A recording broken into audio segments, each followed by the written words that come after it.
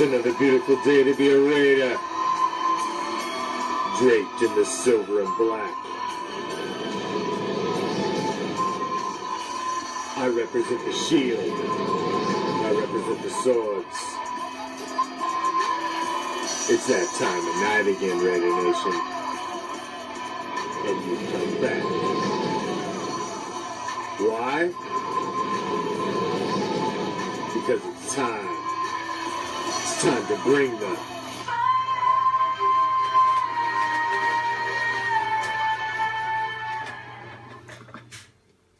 What's up, Raider Nation? I am the Commish. Happy Black Friday! You know how we do it every Black Friday on Raider Reaction. It's time for a little silver and black theater as we dust off another great from the Raider archives and cue it up for a little Raider victory on a Friday night. So let's get inside of our silver and black time machine and let me take you back in time to the 1980 AFC Championship game.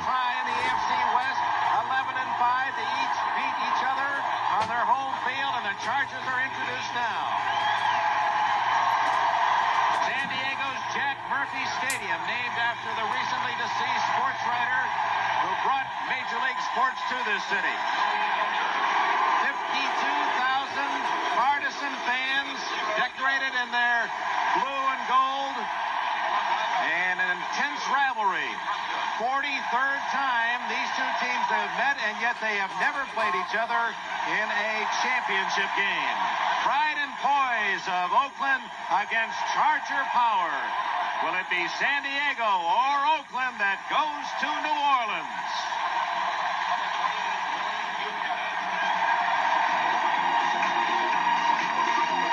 Called by the late, great Dick Enberg, who just passed away. May rest in peace. He was one of the greats. Conference championship game. Today from San Diego Stadium, it's the Oakland Raiders and the San Diego Chargers. And just like we're about to in this game, as we ended the Chargers season, we're going to end the Choker season on Sunday as well. Beat the pump. By Budweiser. For all you do, this Bud's for you. By Ryder Truck Rental. The best truck money can rent. And by Allstate Insurance Companies. You're in good hands with Allstate.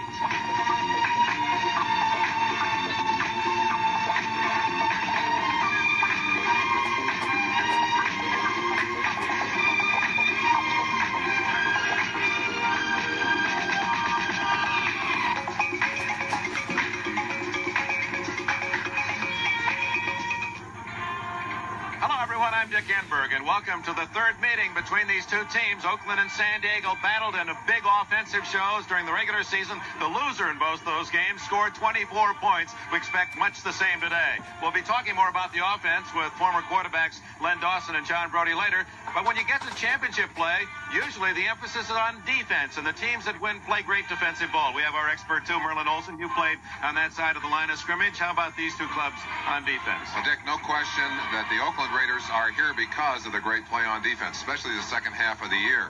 Their big concern in this game, coping with a complicated San Diego offense and Dan Fouts.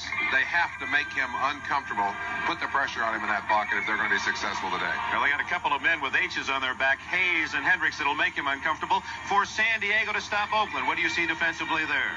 You've got to treat Oakland a little bit differently. They have a fine running game, better balance offensively. I think shut them off on the running game and not allow Plunkett to have that extra time that he needs for the deep pass patterns which he favors. So that's a look at the defense. For the offense, let's go to two men with 36 years combined of pro football experience, Len Dawson and John Brody.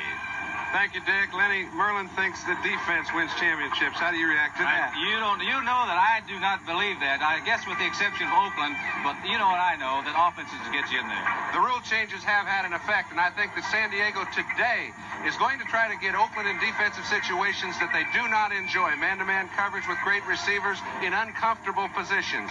It will be tough for Dan Fouts because Oakland knows the intention of him.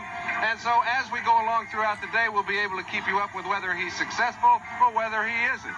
You know, on the other side, Jim Plunkett has had a fantastic year. He is 11-2 in the games that he has started. I think this afternoon he's going to have exercise patience because for Oakland, they take the ball away more than anybody in the NFL. For San Diego, they give it away more than anybody else. That's a story from the field. Now back up to Dick. Thank you, gentlemen. And now we prepare for the coin toss. Often, Merlin Olsen, in times like this, as a defensive player, didn't you hope that you were on the field first where you might force that turnover? I had a feeling today that Philadelphia enjoyed being on defense initially against Dallas. Dick, I think you'd like to put your strength on the field first. I think a team like Oakland wants their defense up. A team like San Diego would like to have their offense up. Cal Lepore is the referee, and now the toss of the coin. And the tail is pale. Visiting teams, Oakland will make the call. Call wise in the air. What do you call? Heads. Calls heads. It is heads. Oakland wins the toss. Like to receive. Would you send a goal? Turn around, please. I certainly hope so, Bob. I certainly hope so. Have a good one. Cal Lepore. I know you'll be right here with me all through the offseason as we hope they start to make the right moves. Red Cashin, Al Jury, an honor for these gentlemen. Time will tell. American Conference Time will tell. Championship game. Tom Flores, 43 years of age, University of Pacific graduate. He's been a Raider most of his football life. Don Coryell. He was in the playoffs with the St. Louis Cardinals 3 times, lost first-round games. Lost last year with San Diego in the first round, but here he is playing on his home field for the championship today. Rolf Benerska, much publicized athlete, lucky to be in those football cleats today after a near-fatal battle with an intestinal Sublines. Thanks for joining me, everybody, on a Black Friday here on Raider Reaction, as we do every Black Friday. Bring you Silver and Black Theater as we dust off another Raider classic. Tonight, we got the 1980 AFC Championship game. Chargers are hosting. But that doesn't matter. Just like this weekend, they're hosting. But it doesn't matter.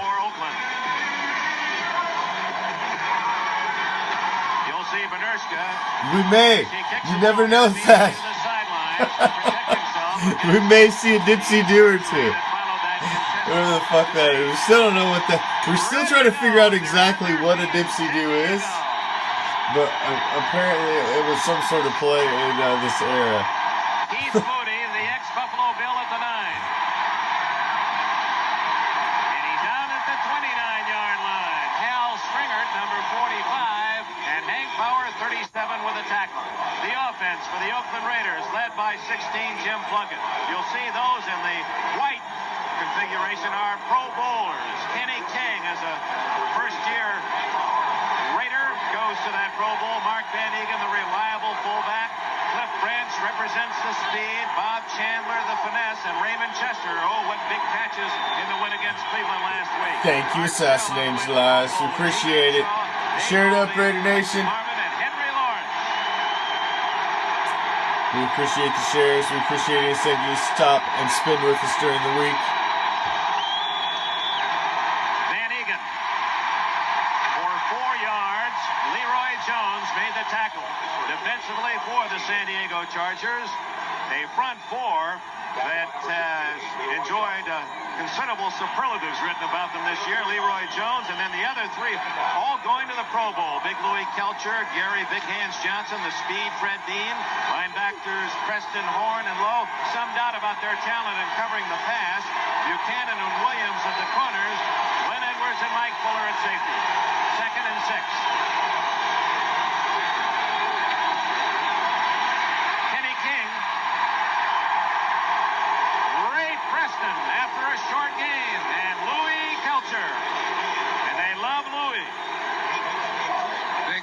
Belcher, number 74. He's the policeman. Watch his reaction now. They're trying to pin him away from that draw play. Just spins back inside. That's good recognition and excellent reaction to the play, to the draw. They're trying to open it up, give the quarterback a little more room with that play, Dick. And now Plunkett faces a possible pass situation at the 35. Incomplete. Complete to Raymond Chester. He could go all the way. 30, 20. Chester has a Touchdown Raiders!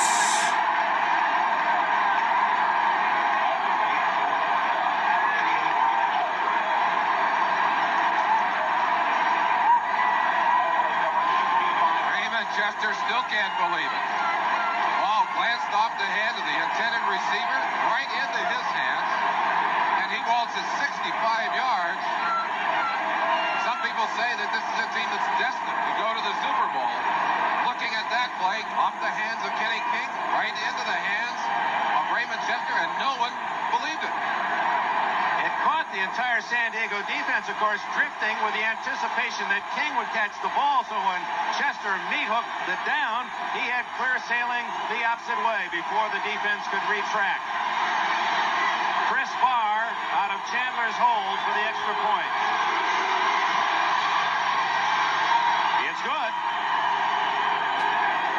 Sometimes you're good, and sometimes you're good and lucky. And the Raiders, in a matter of a minute and a half, have 7 points on a deflection. From my football experience, I know that very often when you get a big play like this right off the bat, and you tend to relax a little bit, sometimes it can do almost as much damage to a team as it does good. It puts them on the scoreboard. It gives them the 7 points. But you'd hope that it hasn't deflated all of that emotion that Oakland brought into this game. So the Oakland Raiders on a deflection from King to Casper, a play that would not have been legal a couple of years ago, but of course that rule been changed, have the early 7-0 lead, and now it's Barr to kick it off to San Diego.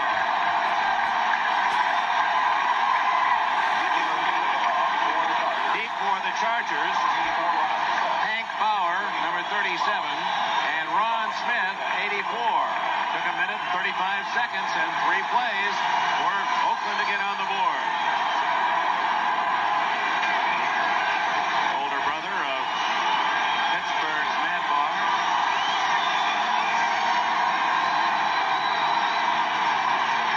Hank Bauer at the 9. And he is smothered short of the 20-yard line. Otis McKinney, number 23, the tackler. The San Diego offense, NFL record-setting offense, led by quarterback Dan Fouts. Back-to-back 4,000 yards passing. Chuck Muncie from New Orleans, Mike Thomas, the ex-Redskin with him. 3 Pro Bowl receivers, Joyner, Jefferson, and Winslow, all over 1,000 yards. Shields, Doug Wilkerson, Pro Bowler, Masick, White, and Dan Audig for Russ Washington, who was injured against Oakland at midseason.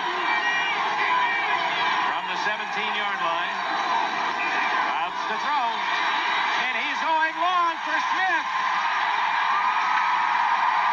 All the way to the 29-yard line.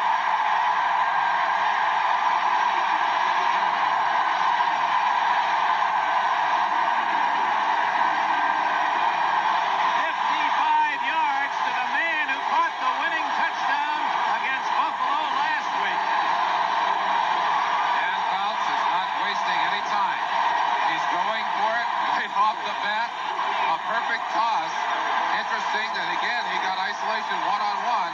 Fouts will pick on you. You can't put that kind of speed one-on-one. Give him time to throw the football. He'll eat you alive. Trailing 7-0. First down at the 29. Muncie dropped for a loss at the 31-yard line. Let's talk about Chuck Muncie for a moment, Merlin Olsen. He has given the Raiders, or given the Chargers, a running game they did not possess last year, but he also has brought immediately some fear to that offense because he did cough it up. He fumbled often early here in San Diego. One of the reasons the Chargers led the league in giveaways was Muncie's help in that department. He fumbled it away many times, but he has not fumbled in the last 2 games. Has had 2 great games against Pittsburgh and against Houston. If if he can have that kind of game today, he gives this San Diego offense a great deal more to work with. Second down and 12. Muncy. Incomplete, and it'll be third and long. The defense for the Oakland Raiders, and as Merlin told you, a vastly improved unit from midseason on. The twos, Latuzak, the speed in Kinlaw, and Dave Browning light for a defensive lineman, but very quick. Ted Hendricks has had a banner year with the rookie Matt Millen out of Penn State, Bob Nelson back from an injury, and Rod Martin. And then there is a story in itself in Lester Hayes. A great year for him, the interception leader in the NFL. Osteen, the young corner, with Owens, the former Jet, and Mike Davis, the hero last week in Cleveland, at safety. Jefferson, first down at the 14.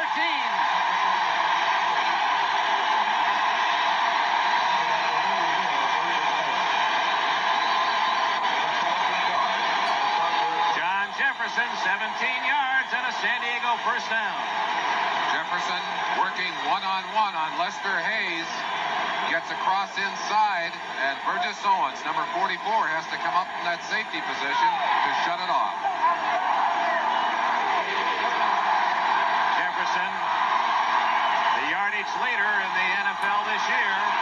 First down inside the 15. A lot of time, and he throws it away. Jefferson came back to meet the ball, but at that point, Fouts had to unload. Dick, we talked about how well this Oakland team has played defensively during the second half of the year. It's absolutely amazing. It's like drawing a line in their season. First 7 games of the year, they were having problems. There you see the point totals. First 7 games, they gave up a lot of points, an average of 25 per game. The last 9 games, 14.2. That's tremendous defense. Second and 10. 5 defensive backs for the Raiders. Otis McKinney in the lineup. Winslow is split left. Jefferson and Joyner to the right. Intercepted. And you know who? All the way to the 25-yard line goes Lester Hayes. What an amazing year for the young cornerback from Texas A&M.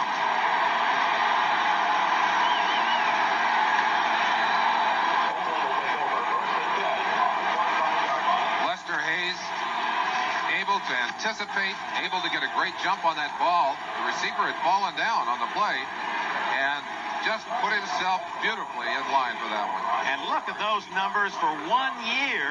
Now 5 interceptions in the playoffs, 22 turnovers for Hayes alone.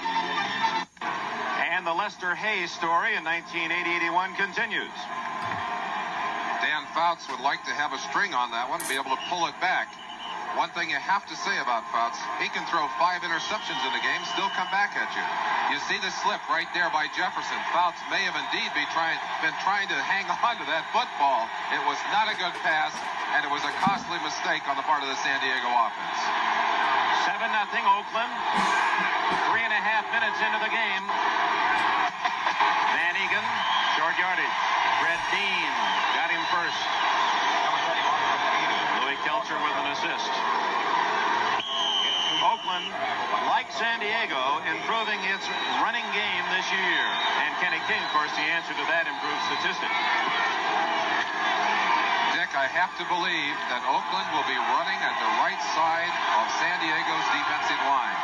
They want to keep Big Hands Johnson and Fred Dean pinned down with the running game to limit their pass rushing capability. This is King. Well done by Ray Preston and Willie Buchanan. Preston from Syracuse University. It'll be 3rd and 5.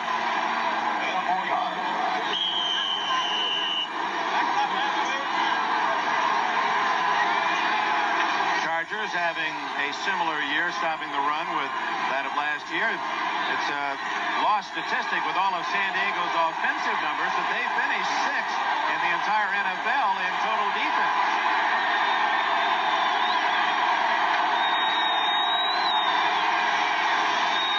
Third and 5.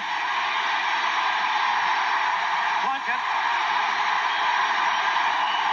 Incomplete to King. They rule that Plunkett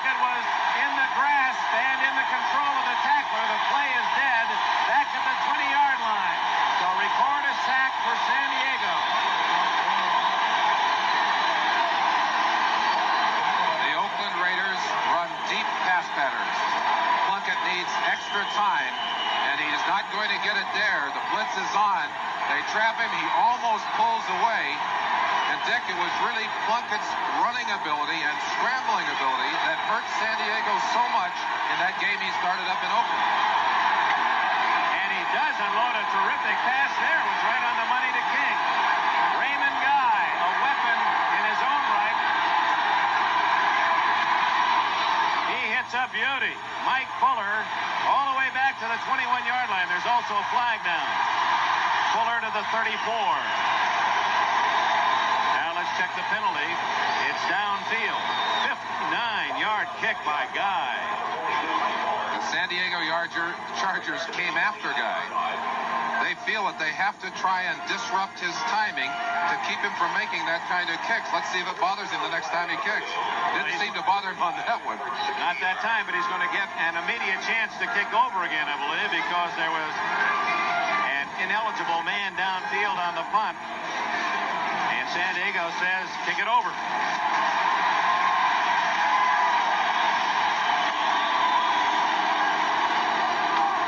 Go back to mark the ball. Let's call in Len Dawson and John Brody get the early reaction to the quarterback play. Gentlemen. Diego was able to do exactly what they wanted to do on the first play of the ball game, only because they were able to isolate Smith on Davis out playing the corner. If they can do that, they'll be effective. But late in the drive, they were unable to get him man-to-man. He threw into his zone. He'd like to have had the ball back, but Jefferson fell down. You know, I'll tell you, John, Oakland is really lucky because they were going underneath.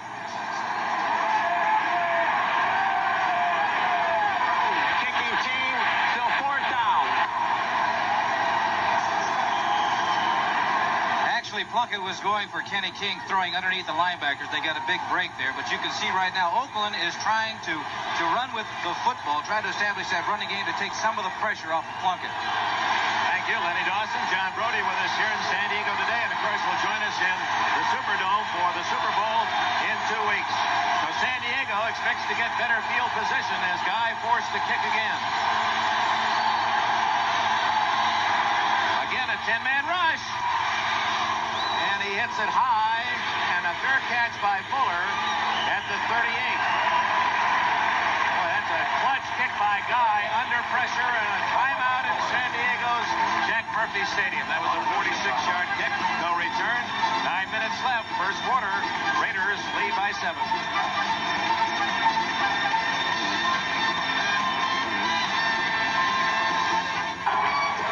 Dick Enberg with Merlin Olsen. We're happy you're with us today, and congratulations to Dick Vermeil's Philadelphia Eagles on their big win today against Dallas. They're fighting a legend when they go up against Tom Landry and the Dallas Cowboys. They did a super job of taking care of the Cowboys and earning their right to go to New Orleans. That's right. Well said. Super indeed for the Eagles as they celebrate in Philadelphia. Here at 7-0 Oakland, and Chuck Muncie out to the 39-yard line. 9 minutes and 8 seconds left in the first quarter. In case you joined us late, the Raiders with a freak touchdown. A pass, short pass to Kenny King that went through King's fingertips, deflected downfield to his teammate, Raymond Chester, who rambled 65 yards for a touchdown on the third play of the game. Fouts drove the Chargers back to the Oakland 15, only to be intercepted by Lester Hayes. Winslow in motion. Charlie Joyner, first down, 48 of Oakland.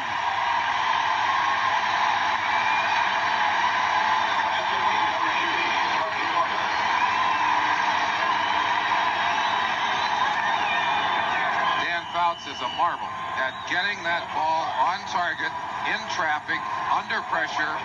That ball perfectly thrown, and Joyner, of course, arriving at the precise spot that he is supposed to be in, too. Ted Hendricks has had a banner season, and he almost got to Fouts.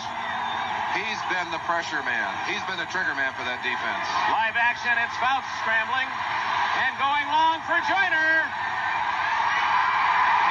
Touchdown! Touchdown!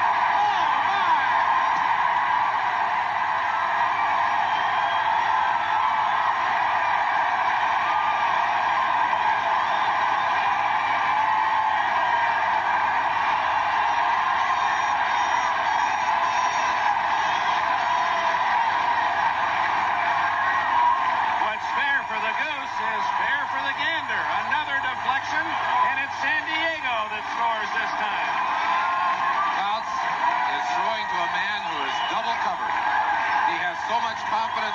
receivers that he even throws when there are two people standing on top of him. And Charlie Joyner makes the kind of catch that John Jefferson has been famous for all year. How could you have a better catch than that? A bad snap, but a good spot. Mike Fuller saved the extra point, and the game is tied.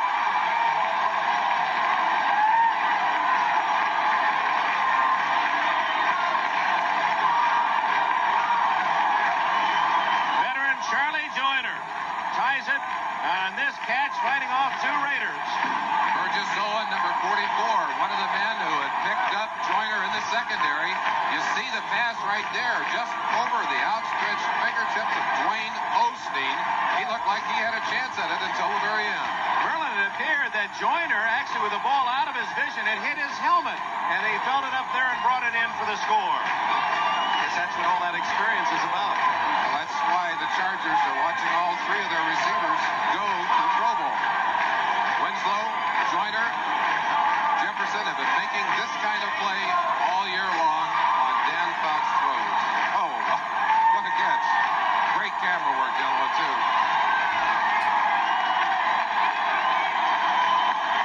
Yeah, of course, these teams have migrated out of the old American Football League into the newly formed NFL. This is not unlike the start that fans cheered and really were amazed at times, those high-scoring treats of the old AFL days. 7-7 halfway through the first quarter. Arthur Whittington down at the 24-yard line. Cleft Thrift, 59 with a hit. I'd like to throw a question over to Lenny and John while we got a second here. I can remember championship games in the past until the last few years starting out very slow and building. These guys are coming out just shooting them.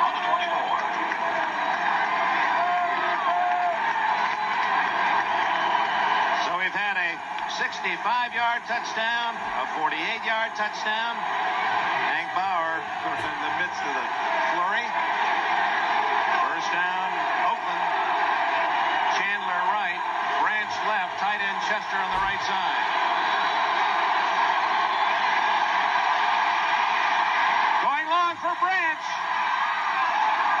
Incomplete at the 39-yard line. Mike Williams and Glenn Edwards on the coverage.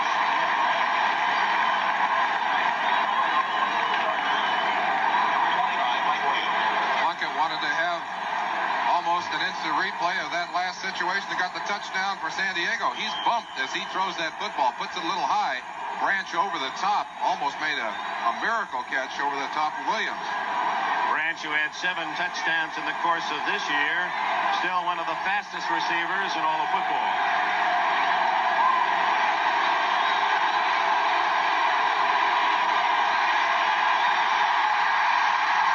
Down goes Plunkett on the wet turf, and Fred Dean kept him there.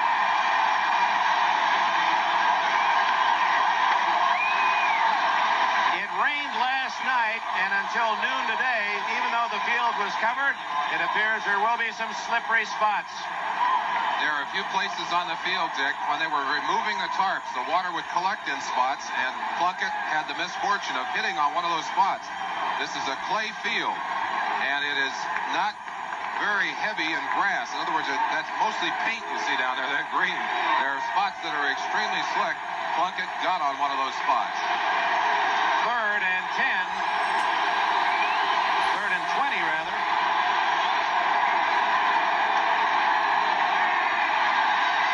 Rolling and throwing long to Branch, all the way to the 37-yard line. Well, this isn't a pea shooting contest. They're out with the big cannons early in the first quarter.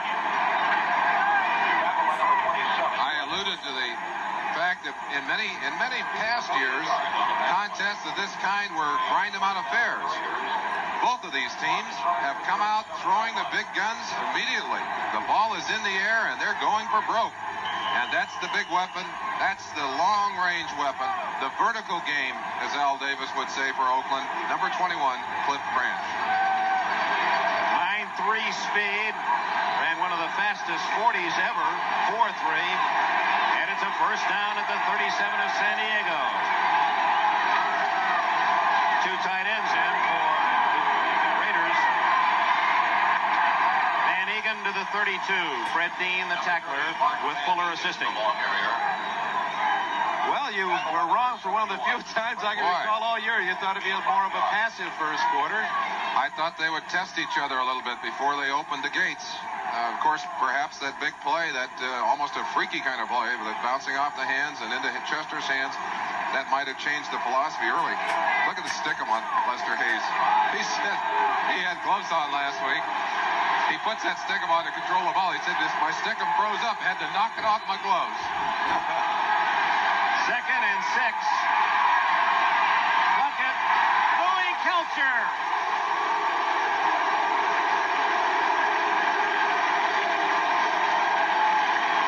Obviously, that's not boo, but Lou, what the San Diego fans are chanting. Saved a long game. It appeared Plunkett had easy first down yardage. Instead, he gained only a couple. Actually, it's a sack. Actually, he lost a little less than a yard, so that's ruled a sack. Louis must have trouble with his shoulder pads. He's come off the field, and they're pulling up his jersey. Maybe he popped a string. There's a shoestring in the front of those pads. He may have broken it. 3rd and 6.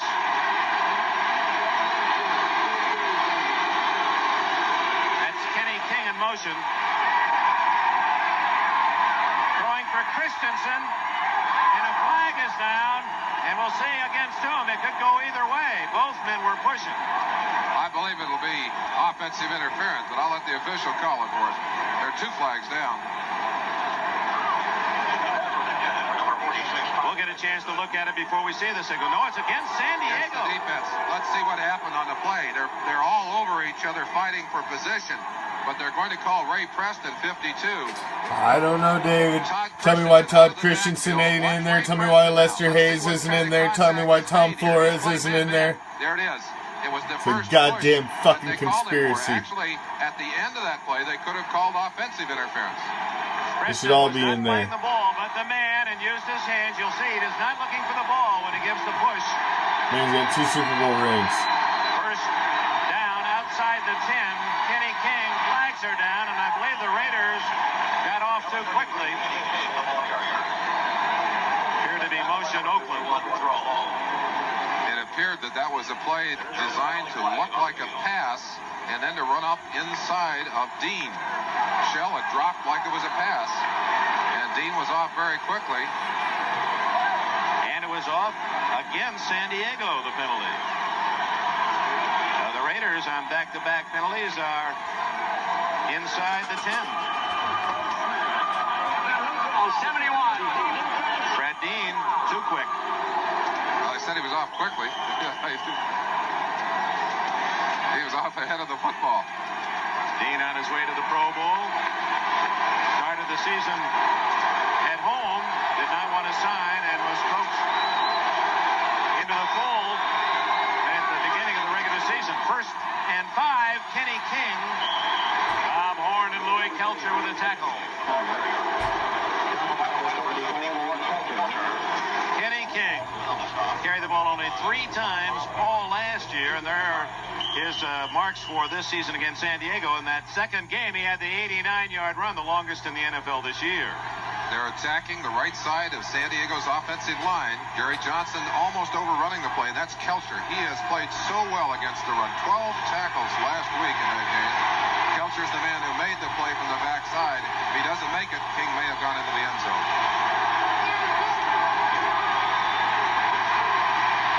Plunkett's going to run it in. Touchdown.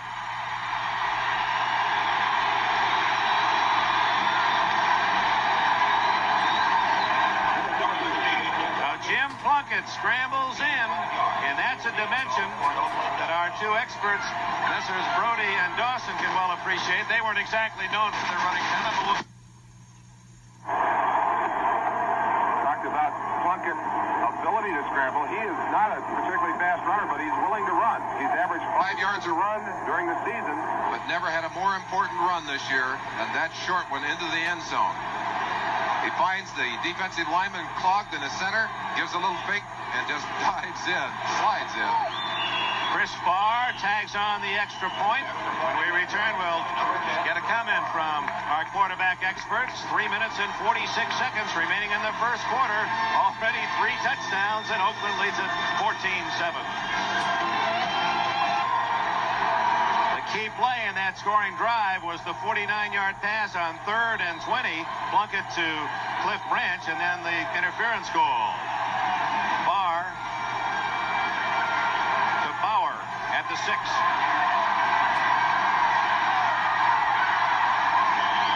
And he gets it to the 20-yard line before Derek Ramsey can corral him. Let's go back to the touchdown by Plunkett. And following the Oakland offense, Lenny Dawson.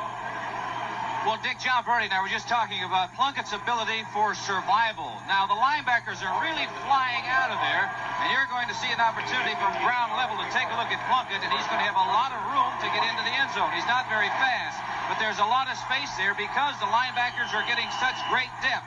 He's going to make the move right now. There isn't anybody here. He's not that swift, but by the time anybody gets near him, he's into the end zone for a touchdown. All right, Len Dawson, first down, San Diego now trailing 14-7. Muncy breaks a tackle, fumbles out of bounds. It'll stay in San Diego's possession at the 20-yard line. Mike Davis, 36, and Otis McKinney, 23, around that football. One of the reasons that Muncy had fumbled so much is he tends to carry the ball in one hand. He has very large hands. He had gotten over that in the last couple of games. Watch him here. He's getting careless. That ball is loose out in his hand, and just wave goodbye to it. He's very lucky it went out of bounds.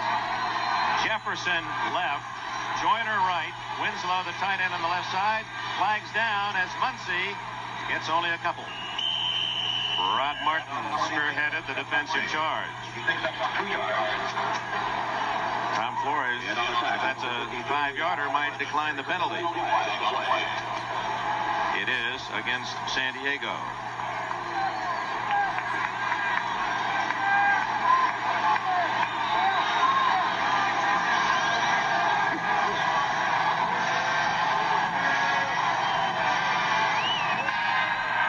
Illegal motion, number 6-7. Offense, the penalty fine. It is 3rd down. Ed White, veteran right guard. So it's 3rd and 8. Winslow way out to the left with Jefferson in the slot. Joyner at the top of your screen. Hendricks right over center. Bounce through the hands of Winslow at the 40-yard line. Otis McKinney on the coverage, the 5th defensive back. Chargers will have to punt.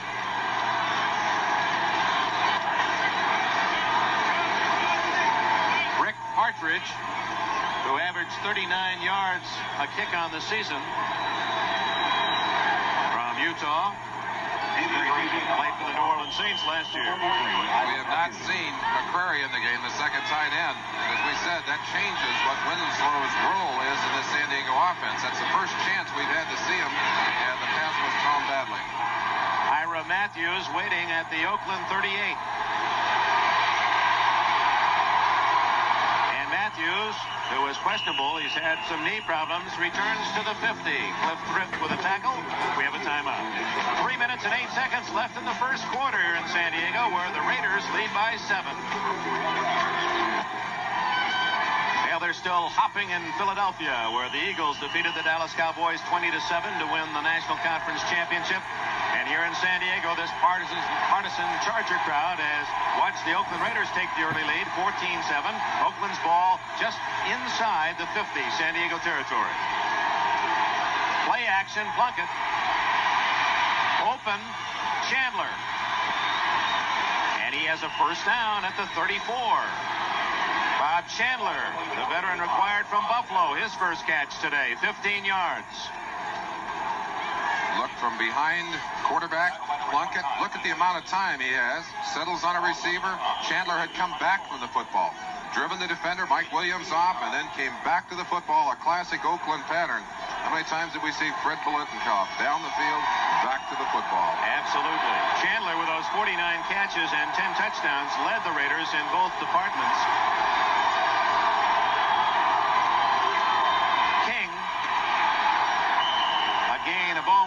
Ray Buckwheat Preston made the tackle. Say it's the biggest day of sports in 1981, Super Bowl Sunday. Just 2 weeks away, and it'll be right here on NBC. We invite you to join Sports World, 1 o'clock Eastern Time, a look back on the fantastic 1980 NFL year.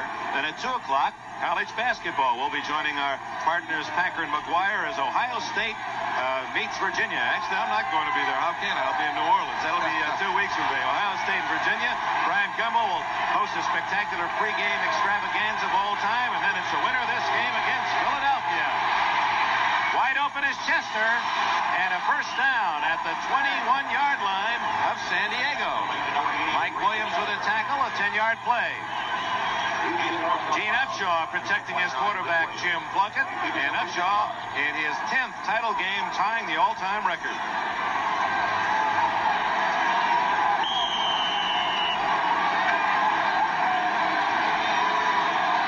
It's very important today that we give Plunkett enough time to read his coverage and throw the ball. It's very crucial early in the game that he has the confidence that we're blocking so that he can drop back in that confidence when he drop back to look for more than one receiver. The guys up front have to do a better job than we've done all year because they have an excellent defensive line that'll come after you. They come after you for 60 minutes, and we know that. How prophetic that Gene Upshaw should call it a touchdown to Kenny King. Plunkett, given all that protection, finds his halfback King in the end zone. It's 20-7. Gene Upshaw, of course, crucially responsible. He's got a one-on-one assignment with Gary Big Hands Johnson. He's taking care of his part of it. Plunkett and King are taking care of theirs. 2 new members, relatively new. Plunkett was with the Raiders, of course, last year, but didn't see any action. And now Barr for the extra point. Down the middle. So Jim Plunkett of the Oakland Raiders has thrown 2 touchdown passes and run for a third. And it's 21-7, Oakland. Is that a pass, Len Dawson, that you were expecting? King in the end zone. Well, I'll tell you, Dick, he's working on a linebacker. Number 52 is Ray Preston. And when you have a speed like a King against a linebacker like Preston, it's a mismatch, and generally the halfback is going to come out on top. Kenny King from Oklahoma, one of the many greats for the Sooners. He's a happy personality. He says he wants to wear a peacock feather in his helmet. He has a tradition of wearing a feather in his helmet at practices. He says, you got to get me a peacock feather for the Super Bowl. Well, that to be decided yet. Dan Pastorini, whose broken leg allowed Plunkett to become the starting quarterback. And many feel that that was a turning point in this Raider season. Not to take anything away from Pastorini, but how could he have done better than Plunkett? Power at the 11. And he is stopped at the 25-yard line. Jim Plunkett has thrown the ball 6 times as we watch Fouts come on. 5 completions for Plunkett today. 5 out of 6 for 160 yards and 2 touchdowns. That's almost a good game, and he hasn't through the first quarter yet. Fouts and the Coryell Aerial Circus now taking the field. Jefferson, top of your screen. Coryell sees Joyner, bottom of your screen, and that's Ron Smith in motion and setting left. A reverse to Smith, well read by Otis McKinney. Not fooled a bit. A yard loss. Good defenses hand out the responsibility for containment. And on this particular play, Smith going outside meets the contained man who strips him to the ground. Ron Smith, a loss of 1. He leaves the game. Winslow in.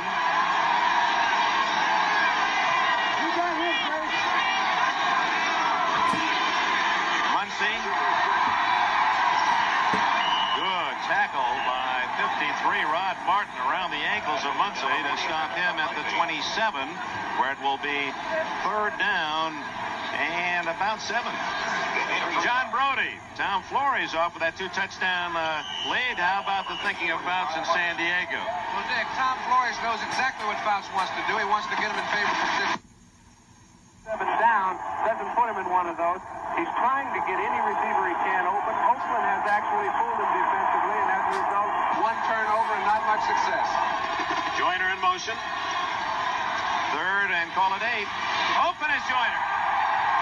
And a first down at the 46. 20 more yards for the veteran Joyner out of Grambling. He had the touchdown earlier. That's exactly the kind of play you talked about, John. Joyner getting the matchup and breaking to the inside. Fouts knows how to handle that. Looked like he might have gotten a screen over there from Kellen Winslow. Almost a basketball play, a little pick. And that's the end of an exciting first quarter at San Diego's Jack Murphy Stadium. 21-7 Raiders. The San Diego defense allowing 21 points in that first quarter. It's 21-7. The visiting Raiders over the Chargers. Dick Enberg, Merlin Olsen, Glenn Dawson, John Brody on hand here in San Diego. First down Chargers. Will open the second quarter at their 47. Mike Thomas's first carry to midfield. Solid hit from Rod Martin. How about Ted Hendricks, 83? Let's follow him. Ted Hendricks is freelancing. They've given him the freedom to come from almost anywhere on the line of scrimmage. He goes all the way across to the right side. These are plays that we gathered for you in the first quarter, show you some of the diversity, some of the different ways in which Ted Hendricks is utilizing his talent to disrupt Dan Fouts' plan, to disrupt blocking assignments. Quick reaction here. This is the play that we saw the screen, or the little reverse on, and you see how quickly he reacted back to that play. Flags down as Fouts is going. Intercepted by McKinney at the 20. We'll see if the Raiders were offside. Someone got in a hurry. And now, the most important man on the field is that fellow in the black cap, Cal Lepore. Is it interception or not?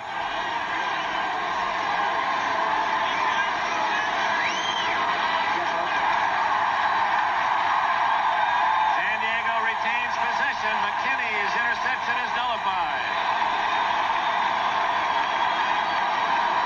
Tremendous play by McKinney. Kellen Winslow in motion. They put McKinney on him down the sideline. Little delay move, and then a sprint for the ball. But that's just excellent defensive play. Picked the ball out, went up at the right moment, and took it away from Kellen Winslow. That is a tremendous athletic effort by McKinney from Colorado, acquired from the New York Giants for a future draft this year.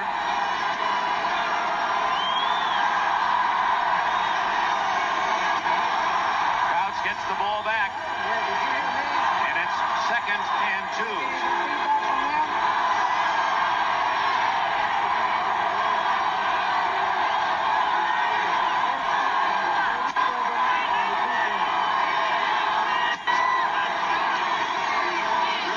Flanker screen. Oh, Winslow's going to throw the ball. Wide open is Jefferson.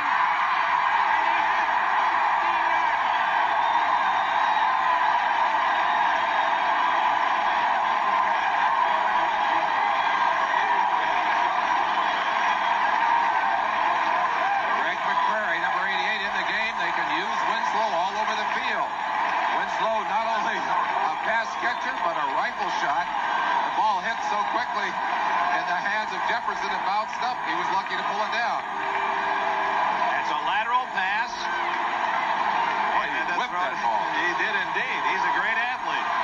First down at the 16 of Oakland. Muncie with flags down. And Muncie dropped at the 12. Appeared to be movement on the right side of the San Diego line. Let's go back to the last play.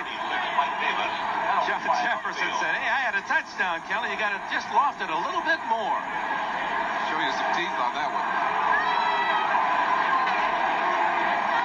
Penalty against San Diego will be 1st and 15. There'll be a little play acting on this play. You saw the little delay there at the line of scrimmage, and then the burst of speed into the secondary. Watch the bounce of the ball there. Just took his eyes off it momentarily and went right back to it. Great body control. Illegal formation. Offense. Only 6 men on the line of scrimmage. First. Must have 7 men on the line of scrimmage. One of those interior linemen or tight end lined up off the line of scrimmage, and it's Chuck Muncie receiving some attention on the sidelines. He's been replaced. Mike Thomas, those lone setback. Fouts dumps it to Thomas. Good move. But down at the 21, Matt Millen, 55, the rookie from Penn State. One of only 2 rookies on this Oakland team. The other is backup quarterback Mark Wilson. They call Millen Spike. And he has put the spike in a lot of offensive plays during this season. Has been a most valuable addition. 265 pounds out there today, playing the responsibility, the role of linebacker, but he's just an extra defensive lineman out there. Muncie still being worked on, and now will take a seat along the near sidelines as Fouts stares at 2nd and 14. Jesperson coming to this side. Winslow split left.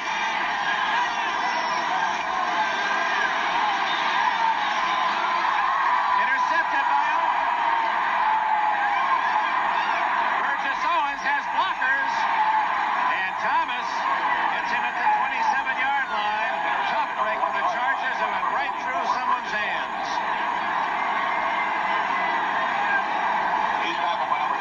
John Brody, why don't you take this replay? Well, Dan Fouts gets the defense he's looking for. He finds a way to get Jefferson in the middle, one-on-one. They're using 5 backs back there, but he still found some openings. He's made a couple crucial mistakes. They both resulted in turnovers. As a result, this baby has the problems of a possible blowout. Now there's a timeout. 12 and a half minutes remaining in the first half. The Raiders have the lead and the ball. Here's that interception. Both interceptions deep in Oakland territory. John, should the quarterback have to take the responsibility of an interception on that one? Okay, let's see. Here's John Jefferson again. I agree with John Brody. That was a bad toss. Very often, though, a pass perfectly thrown bounces off the hands of the receiver and becomes an interception. And in that case, certainly the quarterback should not be responsible. But John was right. That one was on. The ex-Jet, Burgess Owens, with the interception. Plunkett has the ball at his 25. Think of the 26. Van Egan close to the 30. And off number 30, Mark Van Egan from Colgate. Again, the leading rusher for the Raiders this year with 838 yards. Also on the stop. The all-time Oakland record holder for single season. And well over the 5,000-yard mark in his career.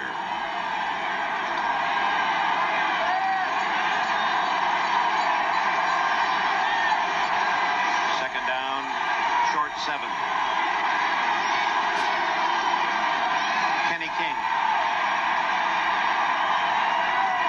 32-yard line is Louis Kelcher, who has not only contributed defensively but also to the local cancer society. He's raised some $75,000 in the Bike-a-thon program the cancer people promote here in San Diego. In fact, they had to build him a special bike. The first one he got on, he just crushed both tires. They had to build him an extra large one. Big Lou responding well. And pursuit is the name of the game defensively. Getting as many people to the point of attack as you possibly can. The Chargers have done that, but they have not played as well defensively in this game as they have throughout this season. Third down 4.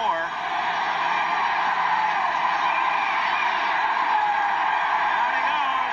Big Hands Johnson and Louis Kelcher taking the play.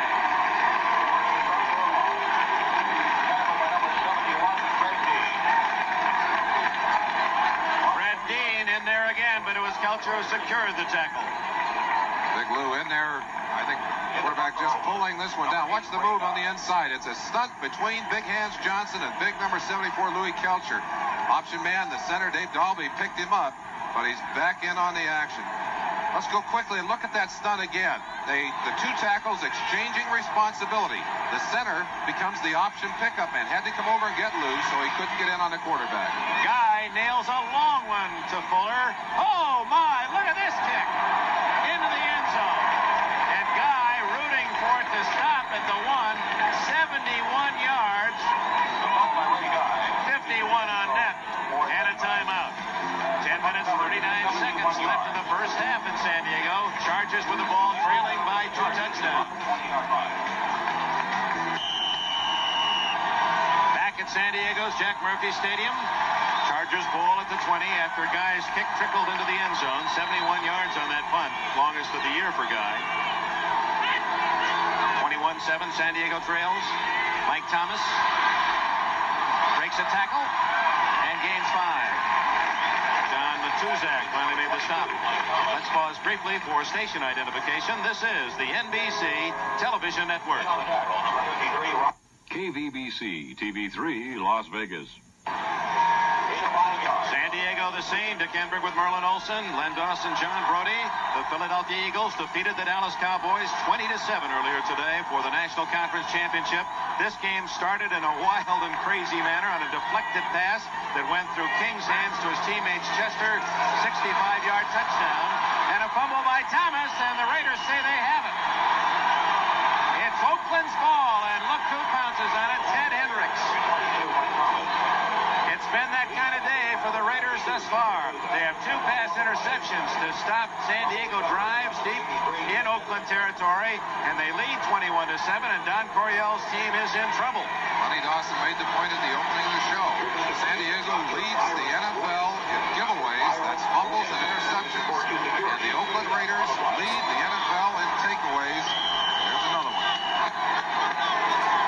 Oakland out, endeavoring to capitalize at the San Diego 29. It looked as if Hendricks would not only strip the ball away, but recovered it. Arthur Whittington in the backfield for the first time, and he gets the call. A yard at best. This telecast presented by authority of the National Football League, intended for the private use of our audience. Any rebroadcast or other use of this telecast without the express written consent of the San Diego Chargers and the National Football League is prohibited. Lonnie Dawson, get inside of Plunkett's head. You go for a big one here. You're going to turn over. You take the shot now.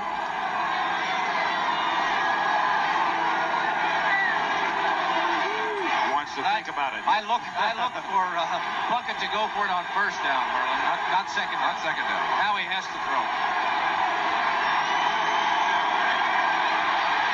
Good protection. Flags are down. Plunkett to the 19. That would be very close to a first down, but I believe we have a hold against the Raiders.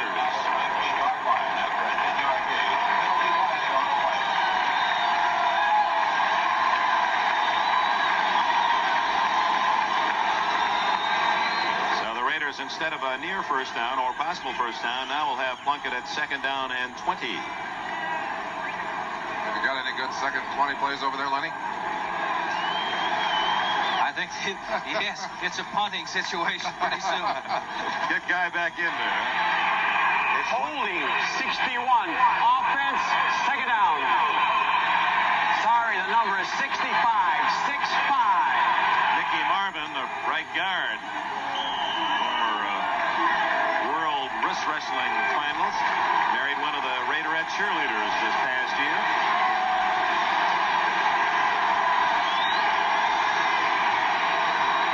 That's King, who has a touchdown pass in motion. It's like a screen. King, incomplete. Mike Williams on the coverage. At King and Chester, and you see Chester was floating in behind the play. I think he was looking for another deflection. That combination worked for the first touchdown of the game. Actually, a misfired play. Big Wilbur Young had read the screen and got out there. Plunkett could not throw the pass on the screen. Ended up going deep. We're trying to go deep to Chester, but the play obviously had misfired. The timing was off. The ball thrown a little bit high there, knocked away by Williams. King unable to reach it. Chester hoping he might bat it up for another touchdown play. Van Egan and Whittington now behind Plunkett on 3rd and 20. I wonder if maybe Gary Johnson wasn't shaken up. We haven't seen much of Wilbur Young in the last half of the year, but he's in there now. Plunkett to Cliff Branch. Look at the speed. Branch has a first down at the 15-yard line. Well, yesterday Al Davis was watching Branch, who refused to come off the field. Branch wanted more and more and more practice, wanted to work on another route, and they finally had to chase him off the stadium floor. You have a great receiver with speed. You could turn a a short pass into a very big play. That's Branch's individual athletic skill that gets the first down. It's about a 6-yard pattern, and from there on, Branch just uses his great speed and his vision to get that first down. 23 yards on the reception. Van Egan carries to the 11-yard line. Second down and 6. Branch playing in his 6th AFC championship game. He missed only in 73. And in 1974, he set an AFC record with 9 catches. 74, a game that everyone in Pittsburgh will remember. That was the year that Oakland thought they had to win. And then the immaculate reception, Franco Harris won it for the Steelers. On 2nd and 5, Van Egan drilled after a 2-yard gain. Fred Dean knifing in along with Woodrow Lowe and Gary Johnson. Fuller was there as well, and Kelcher too.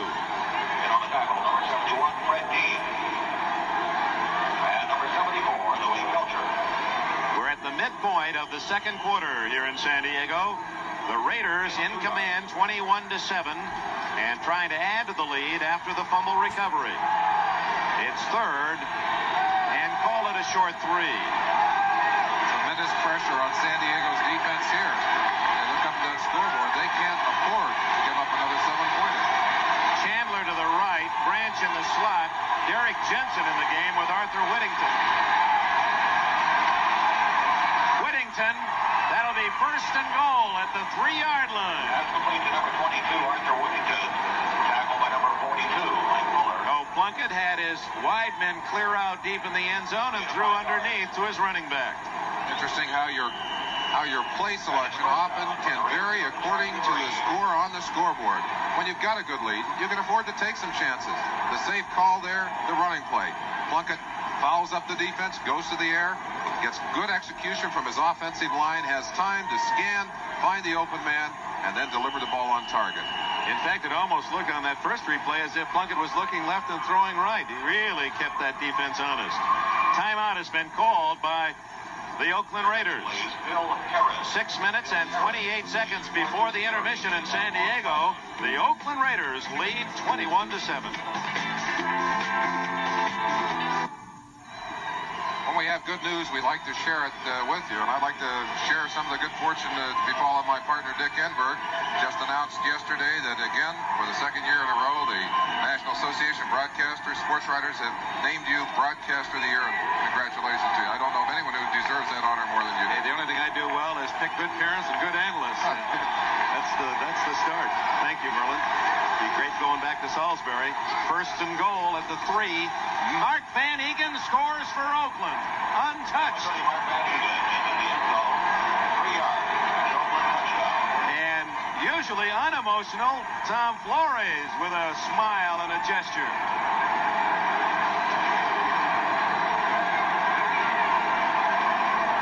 Get a chance to put your helmets on at home. Here comes one right into the living room. Mark Van Egan. Tremendous hole, gaping hole in that offensive line. They just ripped San Diego to shreds on that one, and Van Egan untouched, literally, as he went into the end zone. Myers' try for point is there, and the Raiders have jumped in front 28-7. I'd like to also acknowledge the fact that it'll be special, that honor of Sportscaster of the Year, to share it with Al Michaels of ABC, longtime friend, and his outstanding work during the course of the year, and especially from our colleagues as sportscasters, sports writers. It is a very special honor. Tom Flores, a rather placid man on this sideline, but he does have things churning inside of him. I'm not really a demonstrative person. I get my emotions.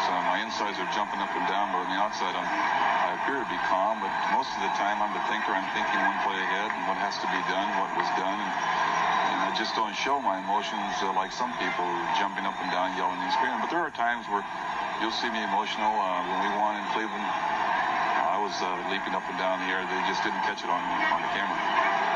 Well, we'll be watching it today, Thomas. 28-7 as Barr line drives this one. The power. The 10 into that slippery spot. And Oakland has San Diego pinned deep in its own end. Good coverage by Jeff Barnes, the linebacker from California. San Diego Chargers have started their drives in bad field position throughout this day, Dick. Starting on their own 17, then a good position on the 38. They did something with those early possessions. Then on the 20, the 25, the 20, and now deep in there. Flag is down, and apparently Oakland was offside on the kickoff, so San Diego will get a second chance. Dick, one of the things we do know about this San Diego team is that there is not a team in football with more offensive explosiveness than the San Diego Chargers quarterback Dan Fouts. They've looked at a lot of long scores during the season and have come back aggressively in the game. And I'm sure right now Fouts is saying, okay, one at a time. Let's get in there and get one right now. 28-7 the score. How about that, Len? You're following the Chargers and Dan Fouts. I guess you really expect him to pass whether he's ahead by 3 touchdowns or behind by 3. That's for you, John. John Brody. Well, Marlon, in my opinion, there's only one man I'd like to have when I'm down by 3. He's been here before. He's come out on top a few times. 46 kicking team will kick 30. But he's got a much more difficult task right now, Merlin, because he's playing against 5 defensive backs. Oakland is dictating what they'd like to do. They're coming at will, and he's got to bring them back before half, get 7 points on the board. He can pick up 14. 21's a long way to go. And you look at those turnovers, 3 of them, and 3 touchdowns, the difference in the game. Bauer, 20, 30, fumbles out of bounds to San Diego. They'll retain possession at the 35-yard line as Jeff Barnes popped the ball free, but unfortunately for the Chargers, it kicked out of bounds. Here's Barnes. Jeff Barnes, number 56, one of the good special teamers, fighting down the sideline, gets off the block there. Good speed, just leveled Bauer. Kicked that ball loose, but it's out of bounds. Ball's been on the ground a lot today, San Diego. 6:05 left in the half. Joyner left, Jefferson right, Winslow in motion. Well covered. And Lester Hayes had his eyes on another interception. He had blanketed Jefferson. And what a remarkable athlete to have to draw the assignment man for man against John Jefferson. I talked to Lester Hayes yesterday about how he was going to play Johnson, or how he was going to play Jefferson. He said, I want to pin his left arm. I want to pin his left arm, stay right tight on him so he can't get that left arm up to control the football. He's playing it there beautifully, although he is playing the ball with the quarterback there, not the man. 2nd and 10 for Fouts. Jefferson, a little short of the first down at the 45. Burgess Owens made the stop. Well, they're going to get progress closer to the 46. We may have a first down. John alluded to the problems facing Dan Fouts. One of the things that Fouts is facing is a defense that can afford to play pass only. They play an entirely different brand of football. When they have that kind of lead, they know the ball is going to be in the air with San Diego on the field anyway. And with San Diego behind, doubly so. And Chuck Muncie with that bruised shoulder, taking away the top runner from the Chargers. It's a first down. John, is Oakland changing their strategy in the defensive backfield? I think so. It's simple to me that Oakland is doing what they would like to do. Hendricks and freelancing a lot. They're playing defense, and their front line is holding up without a lot of help from their linebackers. 28-7, Oakland leading. Thomas. He's to the Oakland 46-yard line. 8-yard gain. Rod Martin. Willie Jones made the tackle. One thing that big lead has done for Oakland is to take some of the crowd out of the game. No question that you can quiet the home crowd, and that's one of your advantages when you're playing at home by putting some points on that board. Good job of mixing the play calling by the San Diego Chargers. Joe Gibbs, offensive coordinator, sending those plays in. Thomas again burrowing for the first down at the 43. Hendricks and Matuzak made the tackle. Clock running, 4:45 left in the half. You see the signals going in. 3 men signaling on the side. And the man standing in front, that's Rick Tyne. He's the strength coach. He stands in front of the 3 of them to try and shield them from the opposing sideline. And you never know which of those signals is the official signal. That's an interesting look.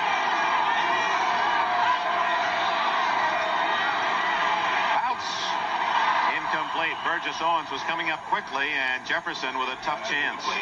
Owens, one of the many deals made by the Raiders this past year, acquiring him from the New York Jets. Owens, a number 1 pick by the Jets in '73. Here are those signals again. I don't know about you at home, but I didn't get that one. I missed that one. Ron Smith, the hero last week with a touchdown that beat Buffalo, is in the huddle for San Diego. Smith, number 84 to the right, along with Jefferson on 2nd and 10.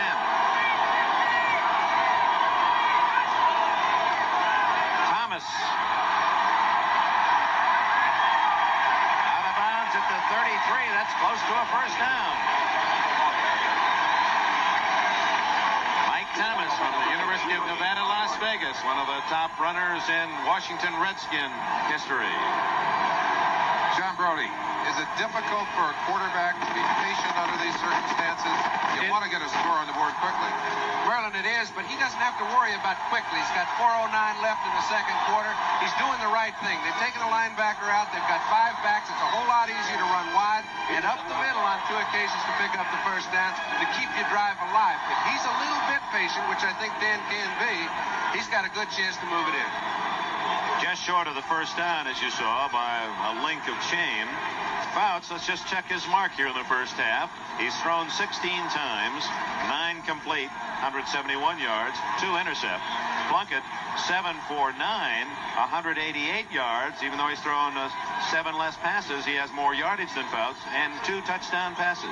Dick, one of the interesting things about this San Diego team is that Fouts can have a great day. They can still lose. In fact, of Fouts' 300-yard plus games, he's had 8 of those in this last year. They lost 3 of those games. 3 games when he threw for over 300 yards, and they were still out of the ball game. That's amazing. Most one of those against Oakland, by the way. Take 300 yards anytime. 4 minutes left in the half. Fouts looked as if he got the necessary yardage.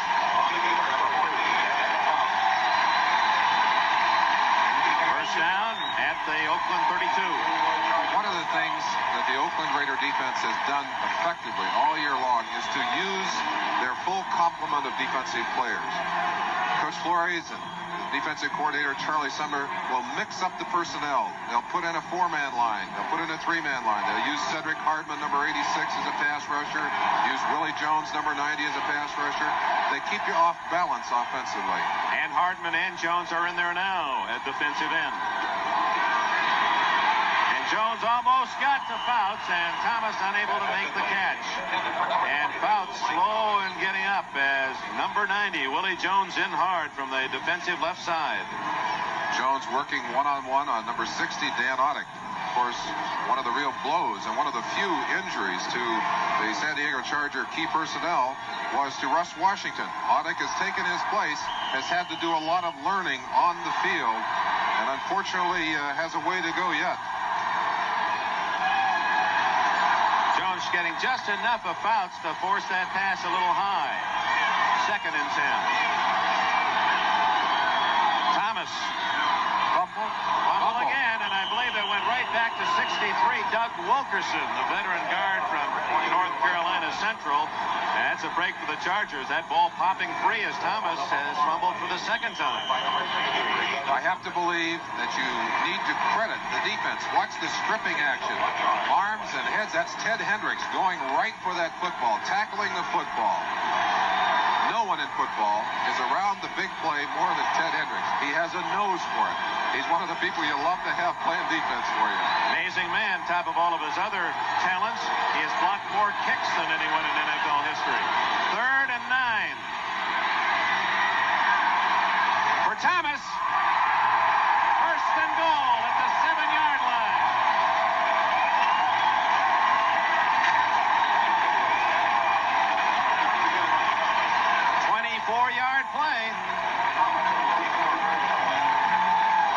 Opportunity to see Fouts run. He normally will not run, but he does here. He gets a little extra time, finds the open receiver. That was not a typical Fouts pass, but I'll guarantee you, he'll take that one any day. Bought himself some time as you saw Browning, 73, pressuring. It's first and goal at the 7. Thomas to the 4. Rod Martin and Dwayne Osteen on the tackle. Looked like Thomas was stripped right over backwards. Tackle by number 35. Watch the final tackle on Thomas as he dives off the left side. Good job of adjusting. There was no hold there. That's Rod Martin. Ooh, he's got it from the backside. Gee. 2-minute timeout given in San Diego. It comes with 1 minute 58 seconds left in the half. San Diego trying to cut into the lead. Here's Kellen Winslow's block on that last play. He's responsible for the linebacker, Rod Martin. Martin doing a good job of getting off. And he gets a hold of the backside, pulls Thomas right over backwards. I just saw the head go back. I thought he had a hold of the face mask of the helmet, but he had a hold of his shoulder pads, pulled him right over backwards. That had to hurt. Second and goal. San Diego at the 4-yard line of Oakland. They trail the Raiders 28-7. Less than 2 minutes remain first half. Fouts to Thomas. And they've got him for a loss. You'd think that on top of everything else, Lester Hayes isn't strong. Picked him up like he was a 10-pound bag of sugar. By number 37, Lester Hayes. One of the things that makes Lester Hayes unique is the package that he has of great speed and strength. A very unusual athlete. Watch him just pick Thomas up here. I'm going to take you home with me. He got him up off the ground. Ball at the 8-yard line. Third and goal for San Diego, and a near must-scoring opportunity for Fouts. A crucial situation for Fouts. He needs that 7 points. Triple left with Joyner in motion. Joyner.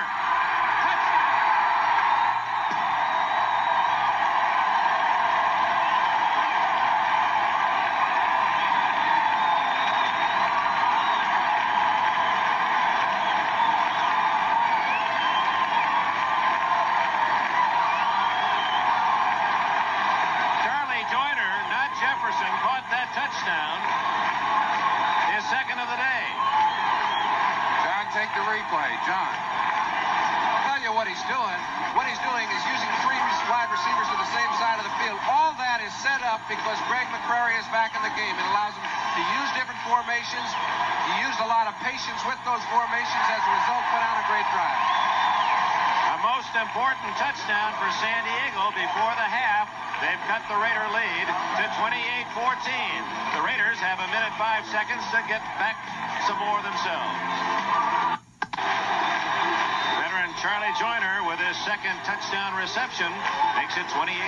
They have bruised a forehead or eye and catching that ball. There are the numbers: 64 yards in 13 plays.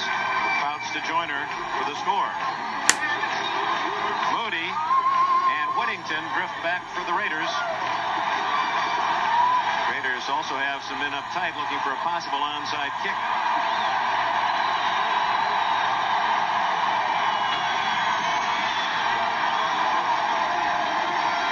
Whittington. Flags are down. Might have been a fumble, and San Diego says they've recovered. They have. Flag down, but I believe it's against Oakland. It'll be the Chargers' ball.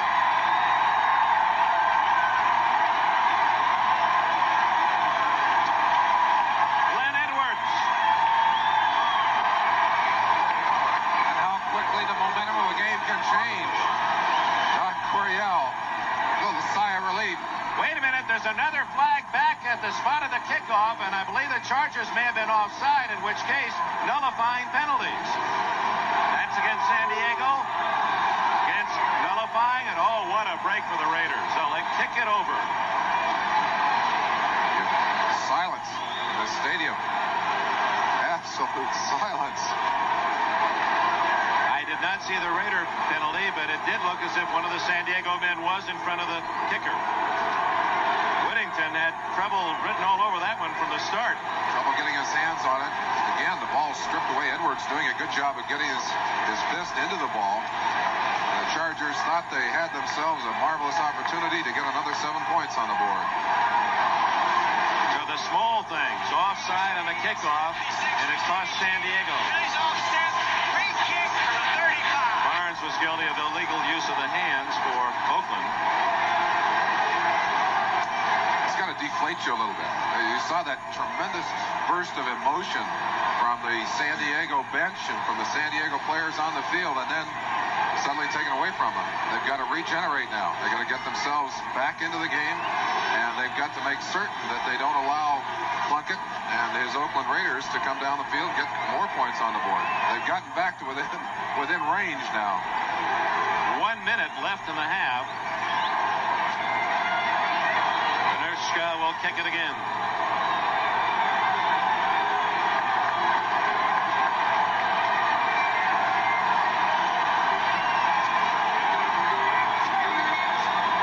Receiver's perspective. Whittington gets another chance. Woo! He's down at the 20-yard line. And Edwards made the tackle again. Let's go to John Brody. Dick, we see, I mentioned Greg McCrary set it up. There's 3 wide receivers, Jefferson, Joyner, and Winslow on the same side of the field. Joyner cuts underneath, gets it on Otis McKinney one-on-one. You can't cover all 3. Fouts picked the one that was open. Touchdown San Diego, 54 seconds left. They're back to within 14. All right, John Brody and Len Dawson, great to have their expertise with us. As we said earlier, they'll be in New Orleans for the Superdome. Bring us their insight as they follow the quarterbacks and the focal point of the respective offenses. And it'll be Philadelphia representing the National Conference against the winner here today.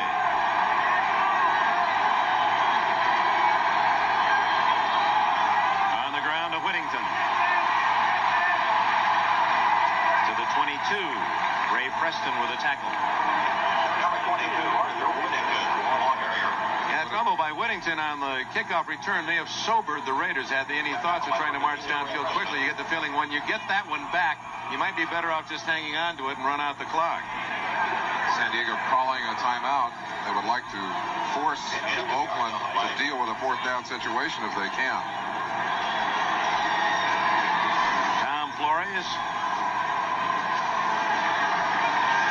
has had his team in much better field position throughout. And of those 6 possessions, 4 touchdowns.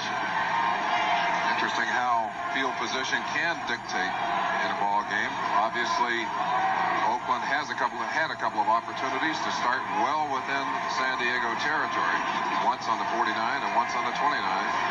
Both of those resulted in touchdowns. Halftime, we'll have highlights, some interesting features for you, so stay with us. You saw Jim Plunkett along the sidelines and Don Coryell studying his notes. I'd like to send along our best to Jim's mother. Blind, as most everyone knows, and listens to the games up in San Jose, California, and follows her son by radio. And Jim says that Mom sometimes can't quite handle the pressure. She gets up and has to take a walk, get away from the sound on television or from the radio sound. But certainly, as any mother would, just pulling for her son to reach that goal of the Super Bowl. How nice it is to see someone who's been written off come back and have the kind of year, the kind of second opportunity that Jim Plunkett has had in this season. That courage in the entire Plunkett family reflected in the young quarterback. Draw play to King, and the Chargers had that one well read. 2-yard loss. Preston again made the stop. Another timeout. And a timeout call by San Diego to stop the clock. 37 seconds remaining in the first half. We'll be right back after these messages from the National Football League. Conference championship game here in San Diego. The Oakland Raiders using turnovers to build up a 3-touchdown lead. San Diego has gotten one of those back. 3rd down and 10. Oakland at its 20. Chandler and Branch both to the left. King. Gain of only 1. Bob Horn, along with again by the Chargers with 31 seconds left. That's their final timeout. Lenny Dawson, a quick question for you. Anything that Oakland has done in this first half that has really surprised you or shocked you? Well, I'll tell you, Merlin, I'm really surprised a couple of plays at Plunkett. He's the big play man. He came up with a couple of plays, some touchdown passes. But to Cliff Branch, it was 3rd and 20 on 2 occasions, and Plunkett came up with the throw right on the money that came up with the first down and kept those drives going, and they scored after that. So Plunkett is living up to his reputation as a big play quarterback. There's his speedy receiver, Branch, who on 3rd and long was able on the first occasion to get open deep, and on the second take a short pass and use that blinding speed to race to a first down. John, do you think that the feeling in the second half is going to change? What does San Diego have to do to get back into this game in the second half? I think very much that Oakland is in a dangerous position. San Diego took enough time to get a touchdown, almost got a turnover. They're in a place right now, if they get a good punt return, they could put 3 more on the board. It's very dangerous to try and contain the ball against San Diego. Oakland better go out and continue what they were doing. Beautiful kick again. Fuller at his 19. 25. 31. Clock stops with 19 seconds left on the change of possession. Lindsey Mason downfield to make the tackle for Oakland. 60-yard kick by Raymond Guy. 13 yards on the return. Not only a 60-yard kick, but miles high. Incredible hang time, allowing people to get down underneath the kick and cover it. I'm sure that his average in the first half is well over what he averaged in that Houston game. He averaged 51 yards a kick on 9 kicks. I'll bet his average is better than that today. It's going to be close. A sensational weapon, Raymond Guy. Fouts facing a defense playing very loose. Owens is at his own 40-yard line. Complete and out of bounds to Jefferson with 14 seconds left. Guy's average today is 59 yards, 0.3 in this first half. John Jefferson, just an extraordinary talent. He's going to a spot on the sideline, wants to arrive there at the same time the football does. You can't do it any better than that. No, sir, and the happy feet of Jefferson again. How difficult it must be to follow him. Fouts almost intercepted by Davis, and he had a lot of room in which to run ahead, and may have been guilty of looking ahead. Willie Jones, meanwhile, applied the heat on Fouts to force that pass awry. 8 seconds left. Jones, Fouts, of course, I think would like to go back and recall that one. He has thrown a couple of bad passes today. That one under pressure, but still not the kind of pass he dared throw here. Chargers would like at least a long pass out of bounds for a field goal try. They have no timeouts to use. Ted Hendricks is playing shallow center field in the defense. Incomplete. Excellent defensive play by Dwayne Osteen to jar the ball free from Jefferson. 3 seconds left. Defensive backs need to react very quickly to the football. They're watching the quarterback often, although in a man-to-man situation, you play the receiver. You see Osteen there playing the receiver all the way, going right for the football. The Oakland Raiders, one of the few teams in football that still are in a basic man-to-man setup, and they'll challenge you. Interesting, the black and silver, they like to be different.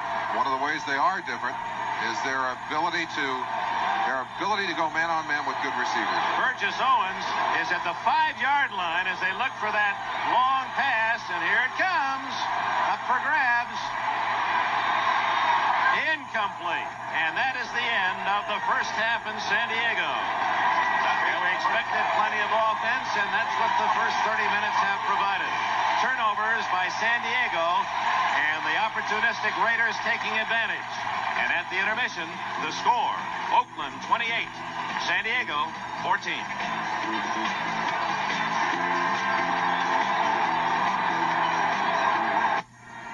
Our score at halftime of today's AFC title game has the Oakland Raiders out in front of the San Diego Chargers by a score of 28-14. Dick, Merlin, I guess the story of the first half, quite simply, is the story of turnovers. The Chargers have been sloppy. No question about that, Brian. In fact, the turnover possibilities were set up very early. Two teams that, in San Diego's case, they bounced the ball around, they've had interceptions, and Oakland very opportunistic in the way they've handled them.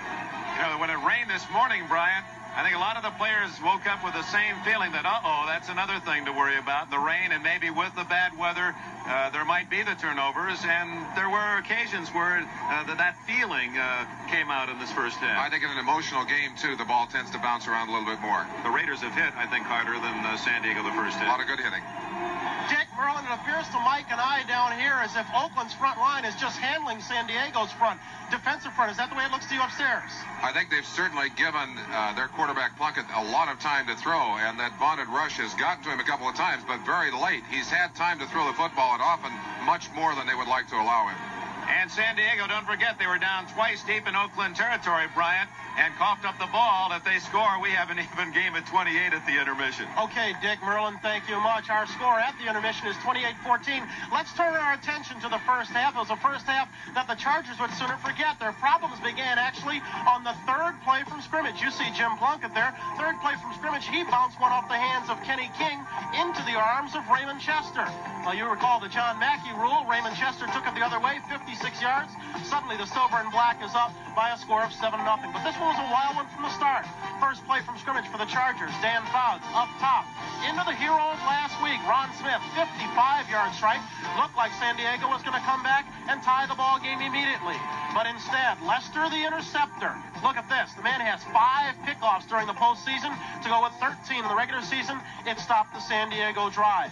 Still, Dan Fouts did manage to tie the ball game up by going upstairs one more time. When you're in a clutch situation, you look to number 18, Charlie Joyner.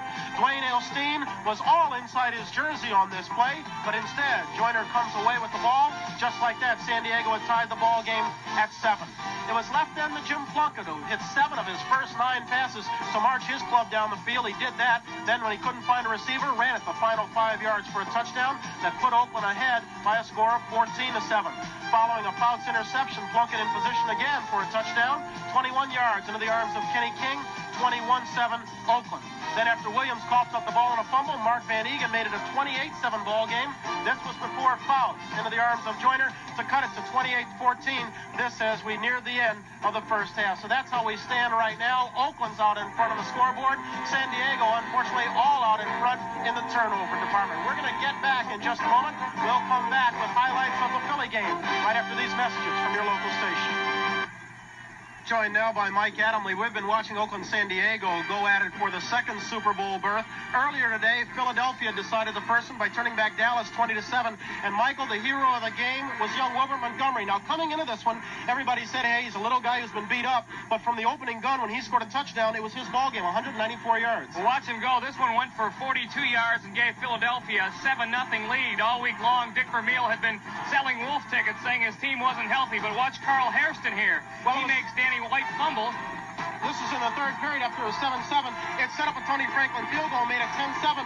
White did not have the best of ball games. He completed this one to Jay Saldi, but Tony Dorsett, with a fumble, spoiled the drive. Well, this touchdown pass went for 28 yards, and as you said, it made it 10-7 in favor of Philadelphia. But watch what happens here. Wearing the cursed blue jerseys, number 33, usually reliable, coughs up the ball, and Philadelphia has it, and they're in business again.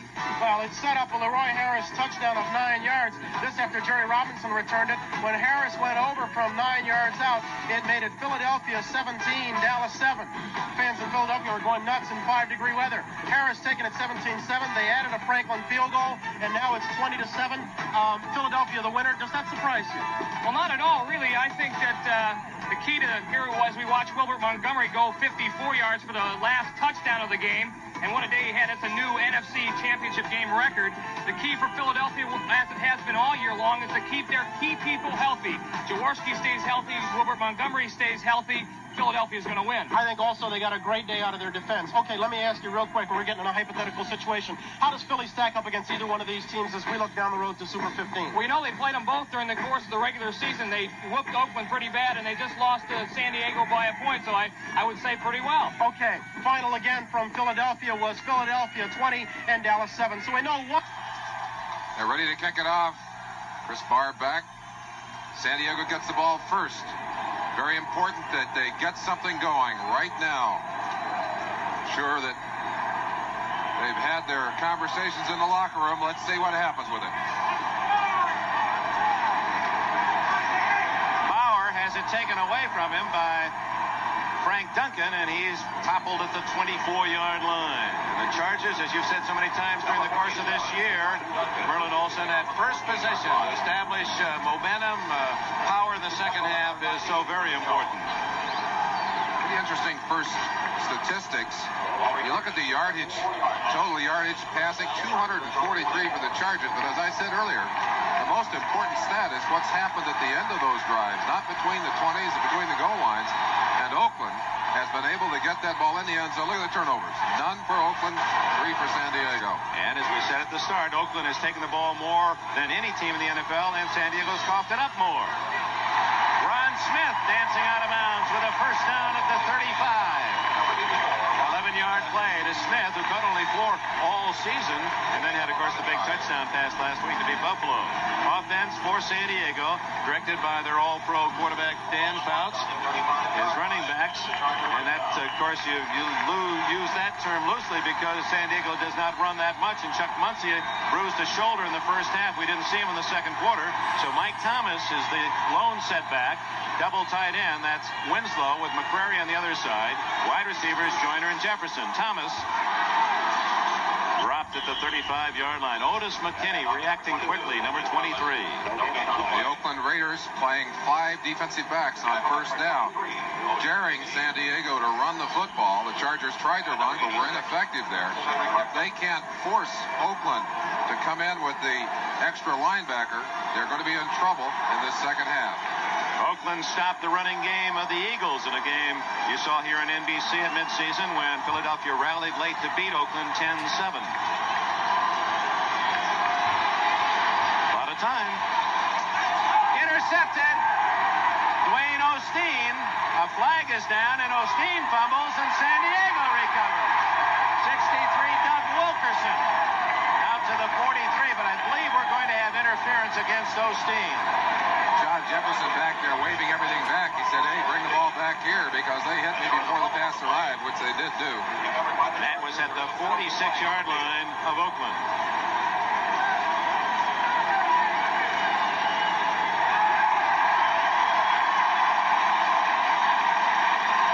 Now the Raiders try to continue the pattern of pilfering Fouts passes, but Osteen a bit too rambunctious on that effort. Osteen, who was acquired from the Los Angeles Rams, has been a valuable acquisition. But he is the guy you almost have to go after in the secondary because you don't want to have to challenge Lester Hayes. Watch the end of the play here. With the ball in the air, Osteen will come over the top of Jefferson right there. And that's the penalty call. Doesn't he have a right to the ball, to go to the ball? Not when he climbs over the top of the receiver to get it.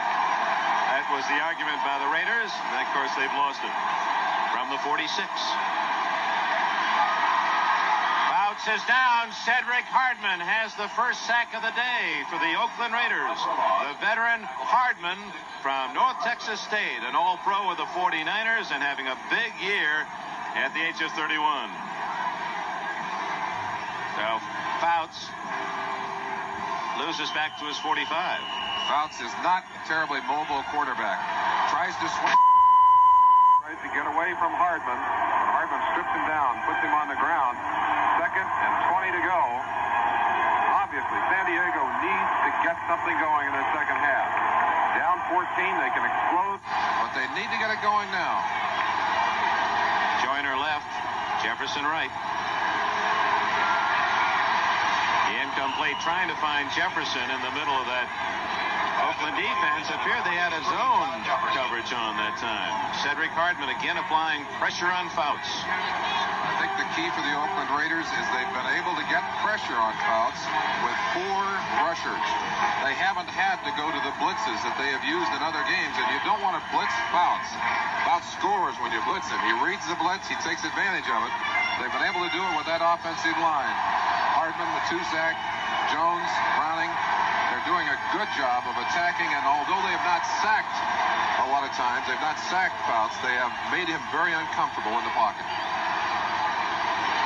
Big third down throw. He's got Joyner. First down, 28-yard line.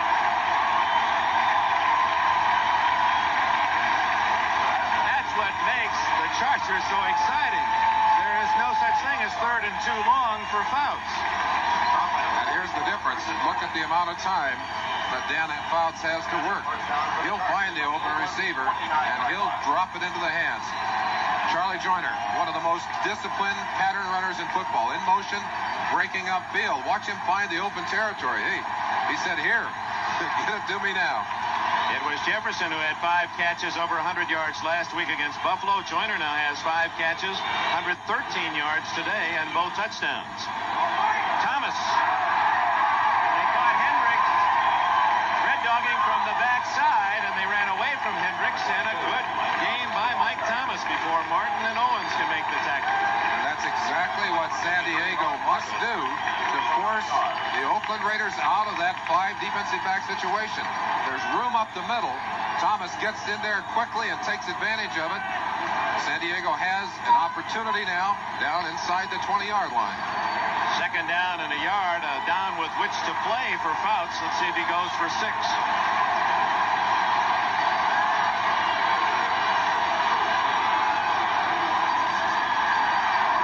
Solid hit. About at the 19. Rod Martin drilling Thomas. It looks as if it's enough for a first down as they spot it at the 18-yard line. Thomas went in aggressively and came out going the other way just as fast. Watch the shot right there. A powerful shot by 57 McClanahan, or 53 Rod Martin, actually. John Brody, you've been following Fouts and the Chargers. Your thoughts?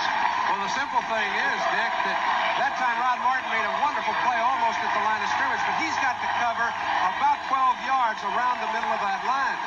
They're playing it with just Hendricks and Martin, and if they can't run up inside, throwing the ball is going to be very tough. They've been fortunate a few times, but it's going to get tougher and tougher down in close. Yeah, let's see if Fouts stays on the ground. First down at the 18.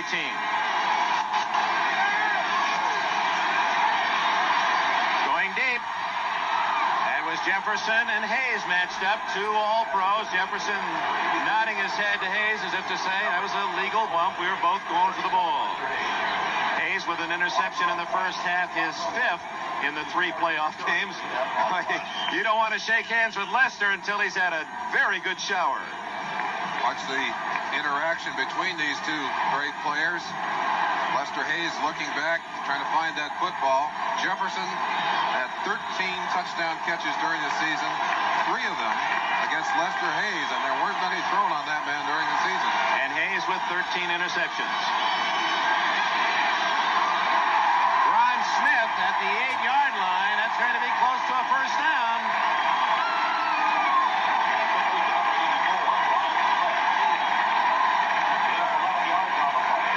That's going to require a measurement. Dan Fouts again scanning the field. He finds the open man and drills the ball to him. Dwayne Osteen, 35, number 44, Burgess Owens. A little bit of space between them. Fouts takes advantage of it. They're going to measure for the first. And it's first and goal.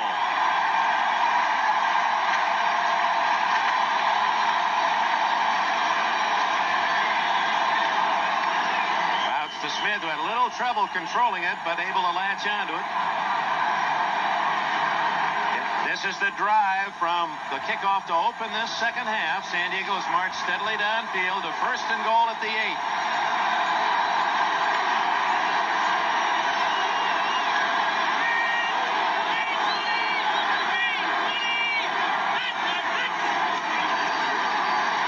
Lots of time. Hit the crossbar. Jefferson and Joyner crossing in the end zone. Lester Hayes is right there covering again. Looked like there was room to run up the middle, but Dan Fouts is not a running quarterback. Ted Hendricks, number 83, played a very crucial role in this game as rusher, as defender. He's dropping back here in defense, looking for Jefferson coming across. Slipped a little bit, but there were just too many black shirts. The difficulty of throwing down there is you compress the amount of room the offense has to work in. Second and goal at the 8. the time. Oh, my! Jefferson will rarely drop that one. Jefferson hiding on the back line of the end zone and lost it through his fingertips. Fouts with all kinds of time to throw, but the philosophy, obviously, for Oakland, they're going to cover everyone, get everybody back defensively, and they're going to let Fouts throw the football. Watch here. Jefferson is alone. The ball zipped to him. A little too much fire on that one. He could not handle it. Try to twist around to get it before his toes came out of the end zone, but couldn't do it. Great coverage by our NBC crew. Larry Cirillo, our producer, Ted Nathanson, our director. 3rd and goal. Again through the hands of Jefferson, who thought that Osteen had interfered. So 2 near misses for San Diego, and Fouts under pressure now will watch the field goal unit come in. Jefferson running a little better, just has trouble getting off the line this timing, and then cuts across the heels of Osteen.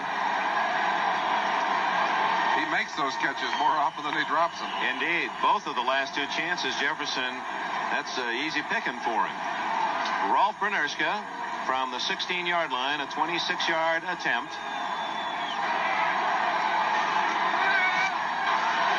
And San Diego settles for 3. Chargers, with a solid drive downfield, get 3, and it's now 28-17. San Diego gets 3, but Jefferson thought he should have had 6, John Brody. Dick, I think the amazing thing is that John Jefferson, the man that got him into this playoff title ball game, has dropped 4 balls that could have led to scores. 1 early in the second quarter, 1 toward the end of the half, and 2 in the end zone on this particular drive. He's the man that's won ball games for him. I think the encouraging part is Fouts is not going to go away from him. They'll be back down. You can count on that. Thanks, John. Brynerska's kick.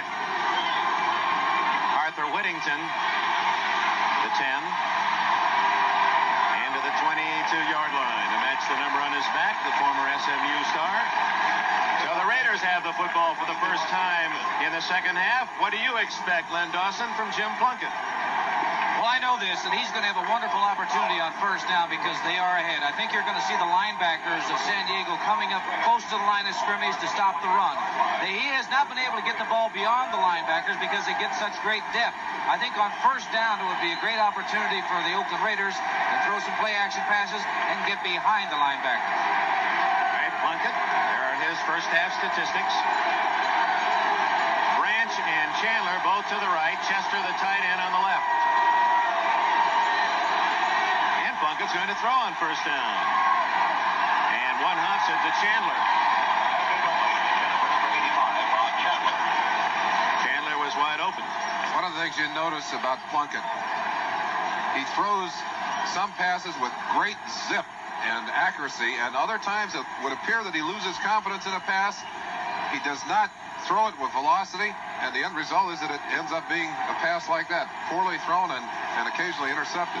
Chandler back, very happy to be back on the West Coast. He was the one Raider who suffered some frostbite in the win at Cleveland last weekend. He's also playing with a dislocated thumb and a dislocated finger.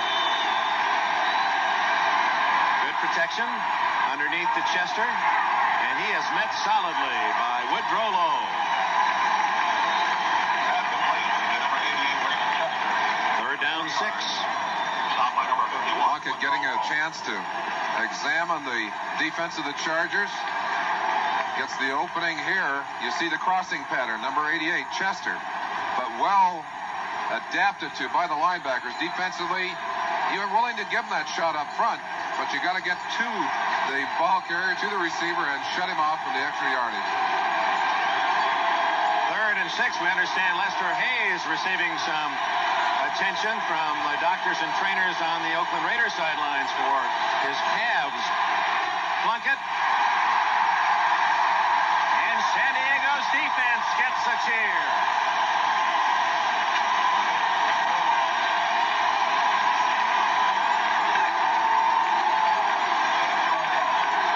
Apparently Hayes is all right. That's the 5th sack by the Chargers. Leroy Jones, his mother Josephine, down in Mississippi. He hasn't seen it for 2 years. He wants to get to the Super Bowl because Mama's going to get her tickets, and they can have their reunion. Raylan Guy. The early momentum here, Dick, offensively and defensively, swinging towards San Diego. They've still got a long ways to come to get themselves back into a tie with Oakland. Only Fuller back, 10 men on the line for San Diego. Oh, they almost got it. Glenn Edwards was close. Fuller at the 31. 45. He's all the way to the 41-yard line.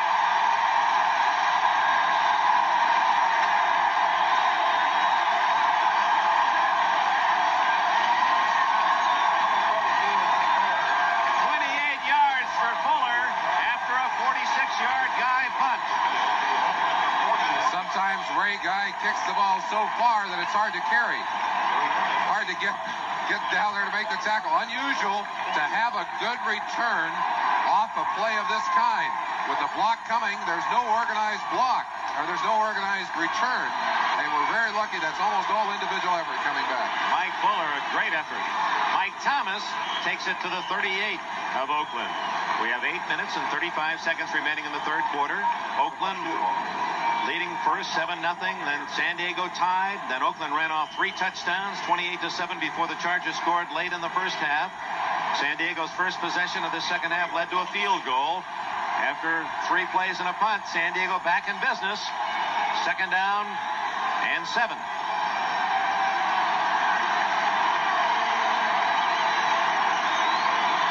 Bouts to Winslow. That's his first catch today. And a first down.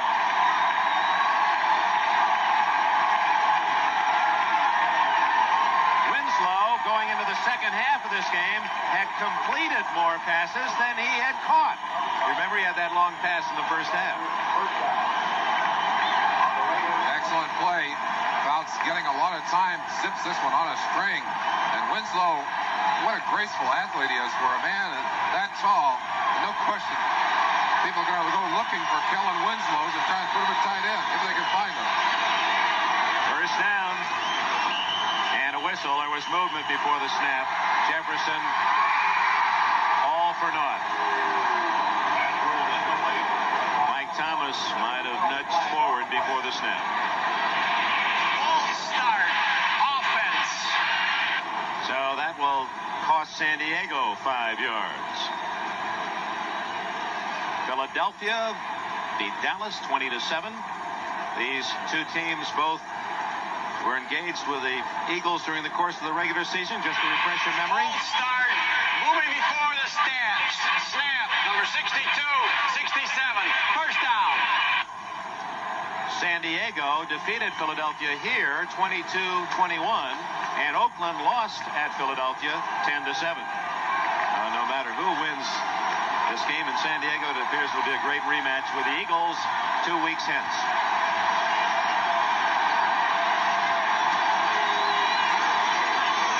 Winslow in motion. The throw to Thomas. Winslow with a block. And Thomas all the way to the 18. That's close to a 15-yard gain.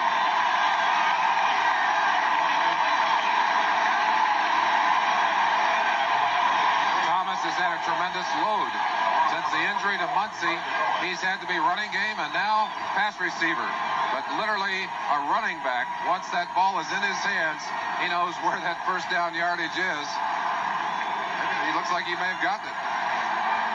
Well, they cleared out with Winslow, and there's number 80 Winslow throwing a block on Osteen. Good play. Just short. Don Coryell's Chargers, 2nd down and inches.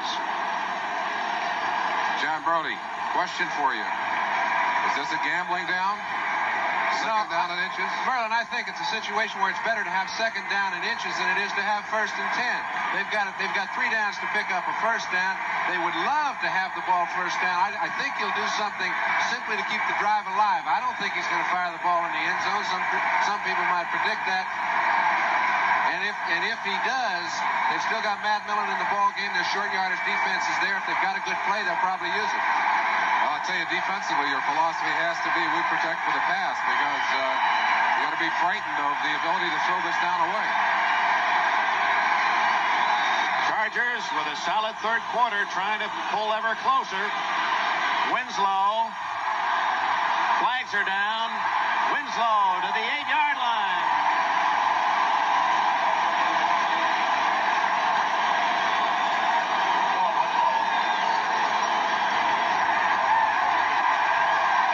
Holding against the Raiders. That'll be declined.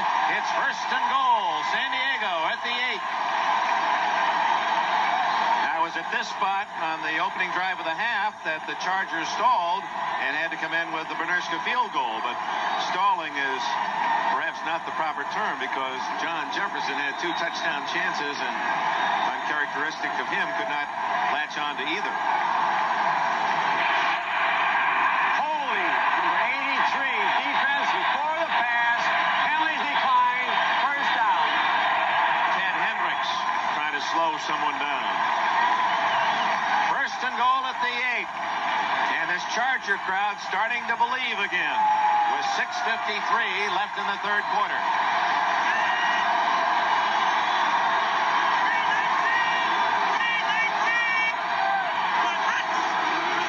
Thomas to the 6.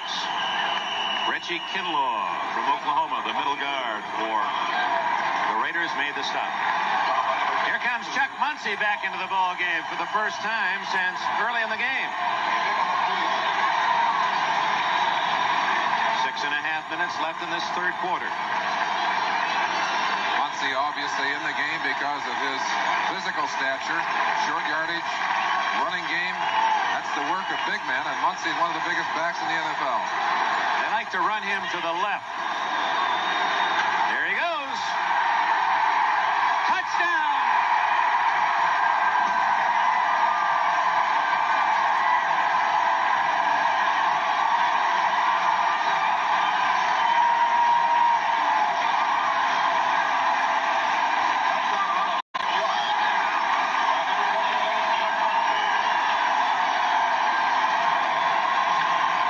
Chargers have scored 10 points in this third quarter. Once down 28-7. They've now pulled to 28-23.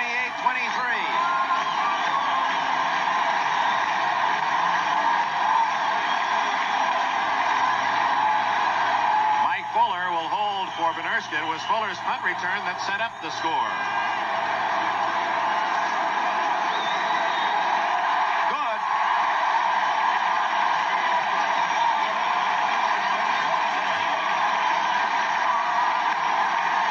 Exactly right. They like to put Muncie over that left side.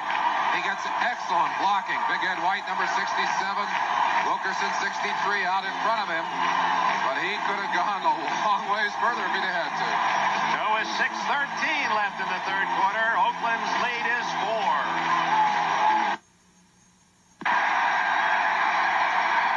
See the total number of drives, 659 yards, but this is the crucial play. Muncie coming behind the excellent blocking of his offensive line, hurling himself into the end zone. Well, that's just like it was drawn in Coryell's playbook. Great execution. 28-24, the kickoff, Bernerska. Moody and Whittington deep. It's Whittington.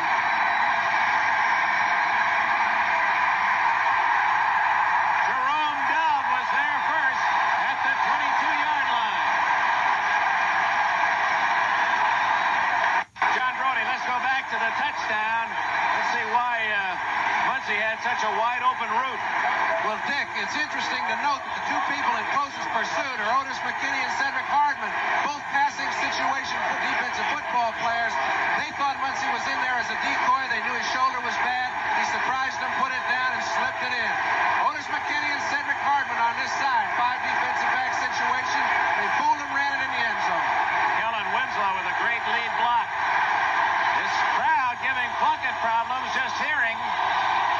Van Egan plows to the 26. Kelcher and Horn with the tackle.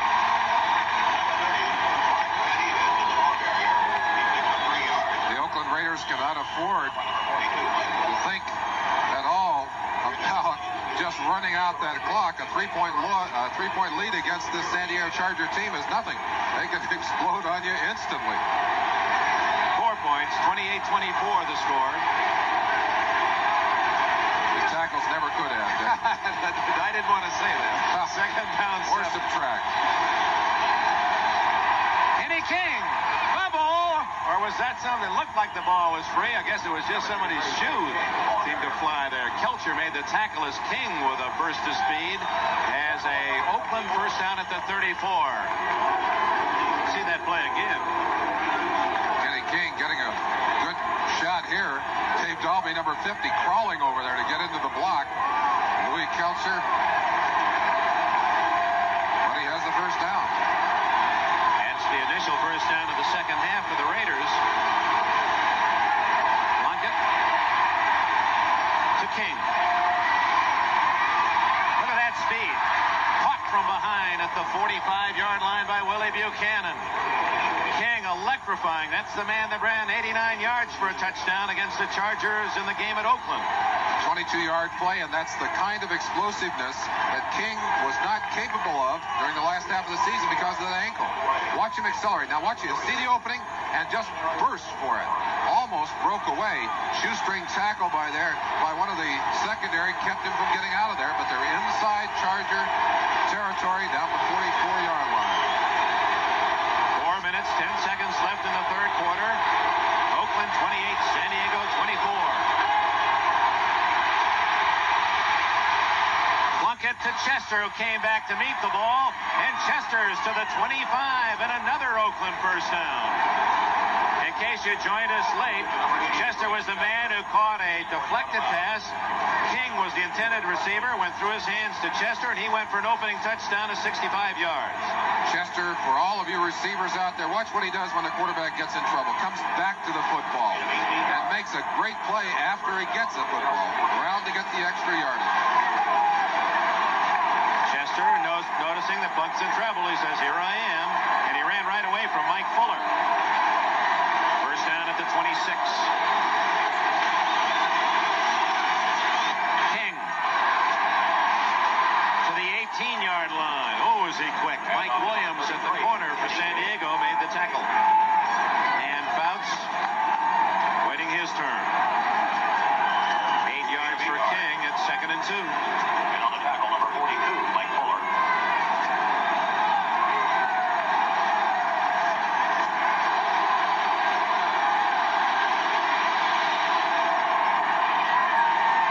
Van Egan has a first down at the 15. 3 minutes and 20 seconds left in the third quarter. 3-yard pass.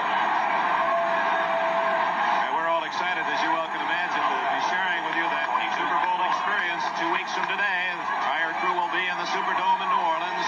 It's a big, big day, so make your plans, have your parties, join us early. A spectacular pregame show. NFL 80 is arranged, and then the action. The Eagles will meet the winner of this game.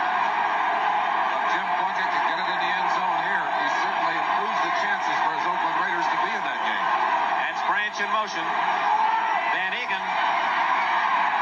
Nicely read by Fred Dean, who trailed the play and made the tackle. Picks up 2 yards. Tackle by number 71, Fred Dean. Lots of pressure on the defense here. Dean, primarily a pass rusher, but because of his great speed, able to make that kind of play from behind. He's had chronic groin problems. It's been difficult for him during the last part of the season. Watch the acceleration here. That's a back he's running in behind, but he has great quickness. Van Egan with 32 yards rushing, King 29, so San Diego's really stopped the running game as you look into the eyes of Plunkett. King to the 8-yard line, short of the first down. Glenn Edwards dragged him down. And off to number 33. Defensively, set up for maybe the biggest play of the day for this San Diego defense so far. Third down, about 2.5 yards to go. What are you going to do? Arthur Whittington brought in the play from the sidelines to Plunkett.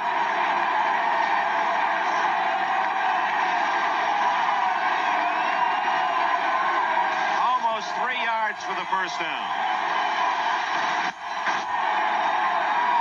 Whittington ran into his quarterback, and he is stopped.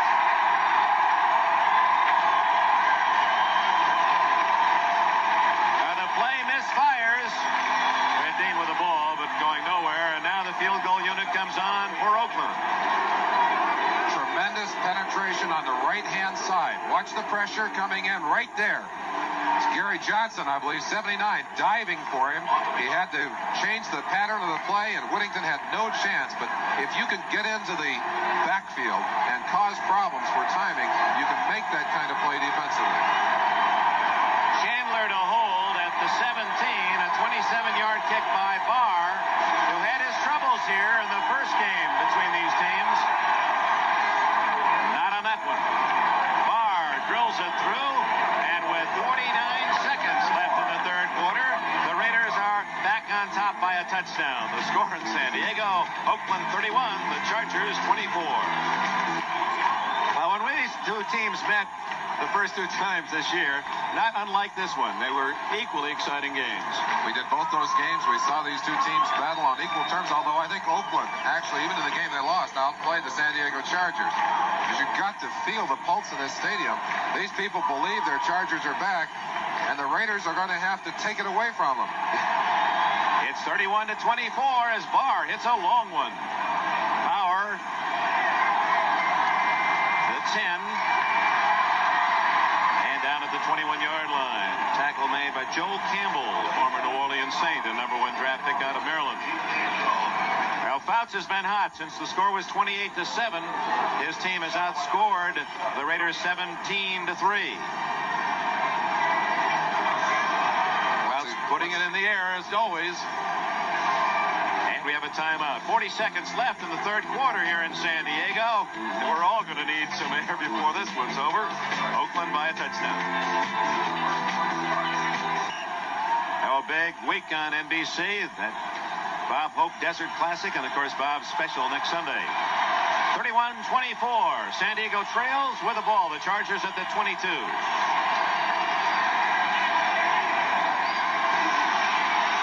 Fouts going long for Jefferson. Incomplete. Dwayne Osteen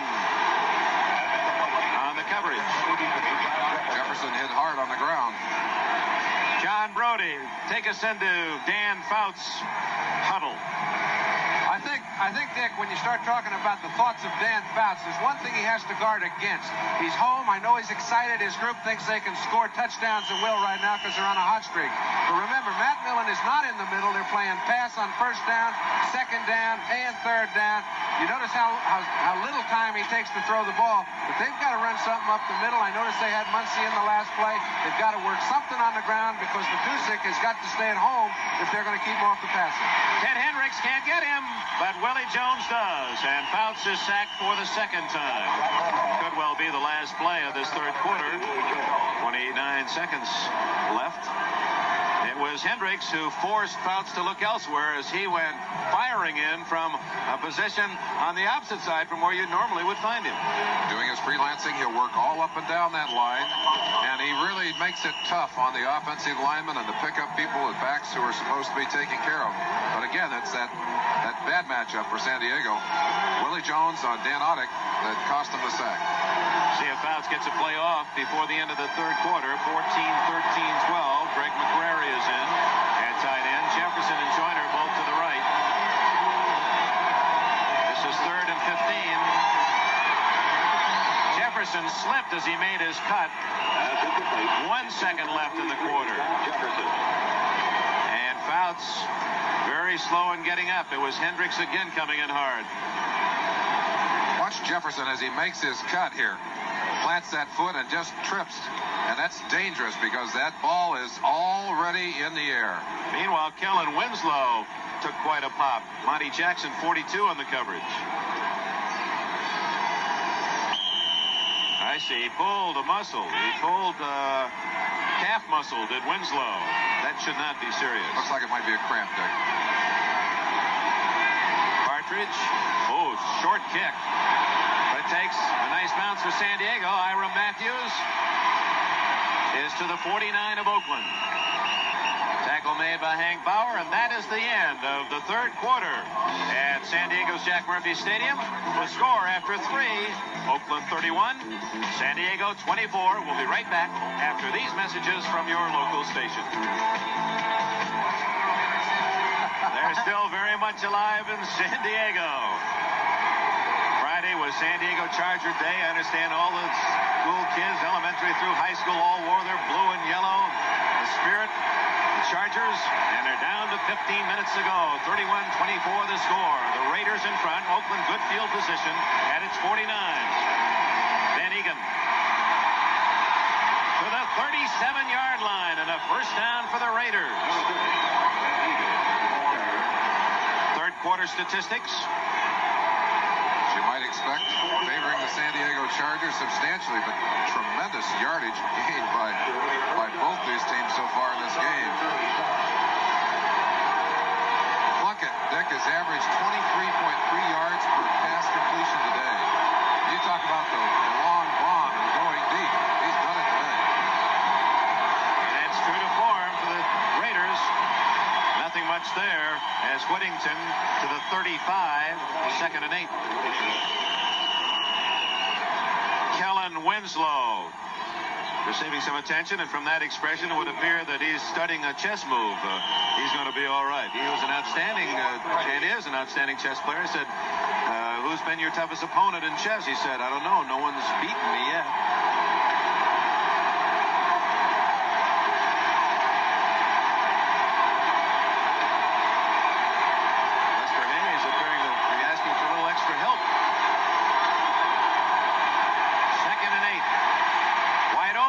Chester.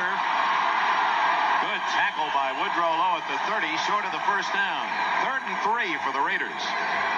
Len Dawson, now you take us under that helmet of Jim Plunkett. Well, we had mentioned before the show that he has to exercise patience. Do not turn the ball over, because the Oakland Raiders get the ball from the other team more than anybody in the National Football League. He has done it. This is just the 3rd possession that Oakland has had in the second half. They did get one field goal, and they're moving right now. So Plunkett's doing a great job. Woody Lowe making the tackle. Raiders are ready to put it in play on 3rd and 3. Kenny King back into the lineup. Flags are down. Wide open is Branch. And the speedster has a first down at the 24, but first the penalty. Several defenders jumping offside. Got to wonder if maybe one of the Oakland offensive linemen moved prior to the snap. No. Cal LeBlanc signaling the 5-yard penalty against San Diego, and the Raiders, well, they gained about 6 on it. They'll take the play. Dick, normally the San Diego Charger team is not prone to mistakes, but watch the aggressiveness here. 79 Johnson and Kelcher. I think Kelcher may be triggered by the action of Johnson. He's looking for that football out of his right eye, and he saw the action over there. I think it got him started. I don't think we've ever really made that point. You defensive linemen, that's what you're looking at, the ball movement. You're reacting totally to that. You're not really looking at anything else specifically. Or to movement on the other side of the line. And when you see sometimes the movement out of the corner of your eye, that triggers you. 13 minutes, 4 seconds left. First down play. Van Egan to the 20. Louis Kelcher. You don't drag Big Louis very far. Same play that Van Egan made the gain a few moments ago on, cutting back against the grain, starting to the right side, and then knifing back to try and take advantage of the lack of pursuit by San Diego from that right side. Big number 74, Louis Kelcher, left tackle. Watch him here. He's going to react back to the play now. Good job of getting back to it. They sealed off Gary Big Hands Johnson. Had Louis not gotten a hold of that runner, Van Egan would have made some fine yardage on that play. Van Egan. And he was well covered. Fuller, the safety man. 3rd down and 6. Remember, the Raiders have a 7-point lead. A field goal for them in this situation gives them a fine opportunity to force San Diego to have to get 2 big scores. So we would think that Plunkett will play it carefully if he does not find a man open. Plunkett getting quite a bit of help in his game plan today. Receivers coming in, backs coming in with plays from the sideline.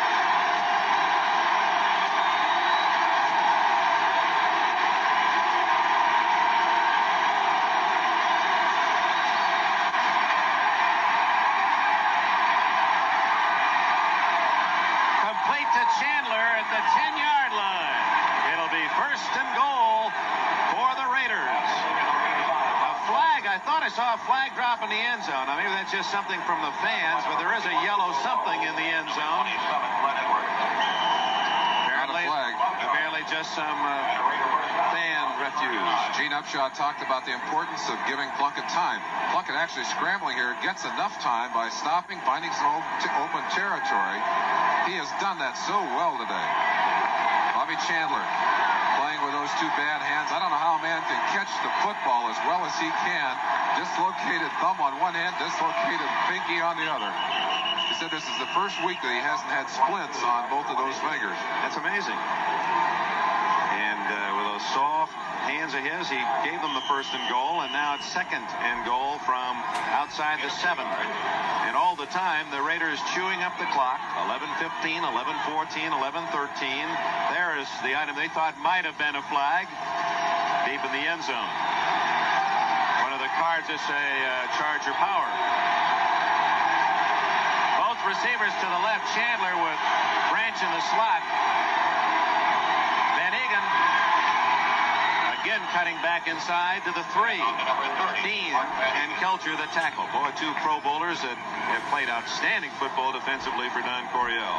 They put big Wilbur Young in place of Jerry Johnson. Wilbur playing the run more efficiently, but Van Egan still running that same play, starting the action to the right, cutting back against the grain, getting good yardage in that particular play. Oakland on third and goal brings in some extra beef. Todd Christensen, tight end or a fullback. Derek Jensen in there as well. So it's Van Egan and Jensen. And Plunkett doesn't like the defense and calls time.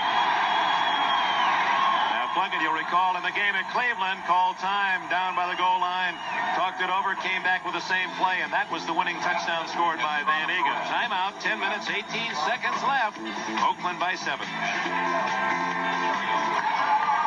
Over 52,000 fans, partisan crowd in San Diego. The Raiders scored first on a freak tip pass that went from King to Chester, 65 yards. They've led throughout. They were tied at 7. Then Oakland, using turnovers to full advantage, scored 3 straight touchdowns to lead 28-7. San Diego has scored before the half, made it 28-14. Chargers a strong third quarter. But now the Raiders, leading 31-24, have a chance to take more than a touchdown lead. This is third and goal. Plunkett. He didn't fool anyone. Good throw low.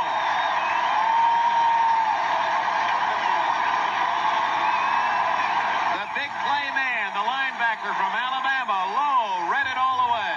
You have to take some risks defensively in a situation like this. The blitz is on, 51 low. Plunkett has no chance to get out of the way and not only take the down away from him, but they've taken what was a chip shot for a field goal and stretched it out a little bit. It will be now a 32-yard field goal, maybe 33 as Barr comes in.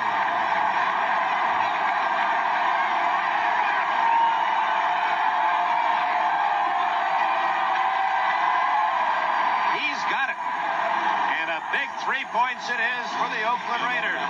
Timeout. 9 minutes and 46 seconds left. And the Raiders now enjoy a 10-point advantage.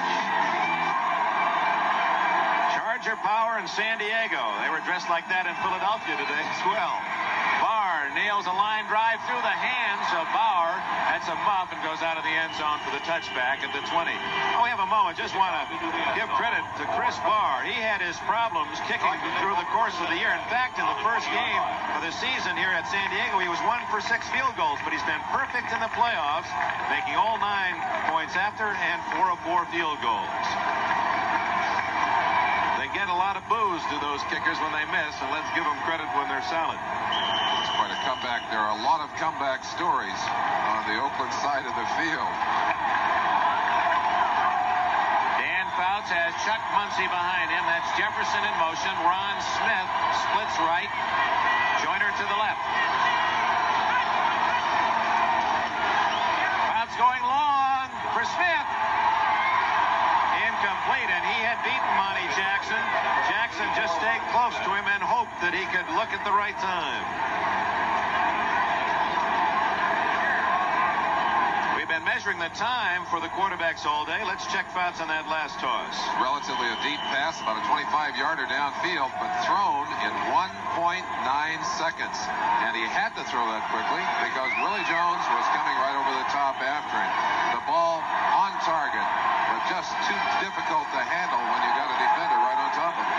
Monty Jackson, who played college ball here at San Diego State and was a top player with the Rams, in fact led the NFL in interceptions with the Rams 4 years ago.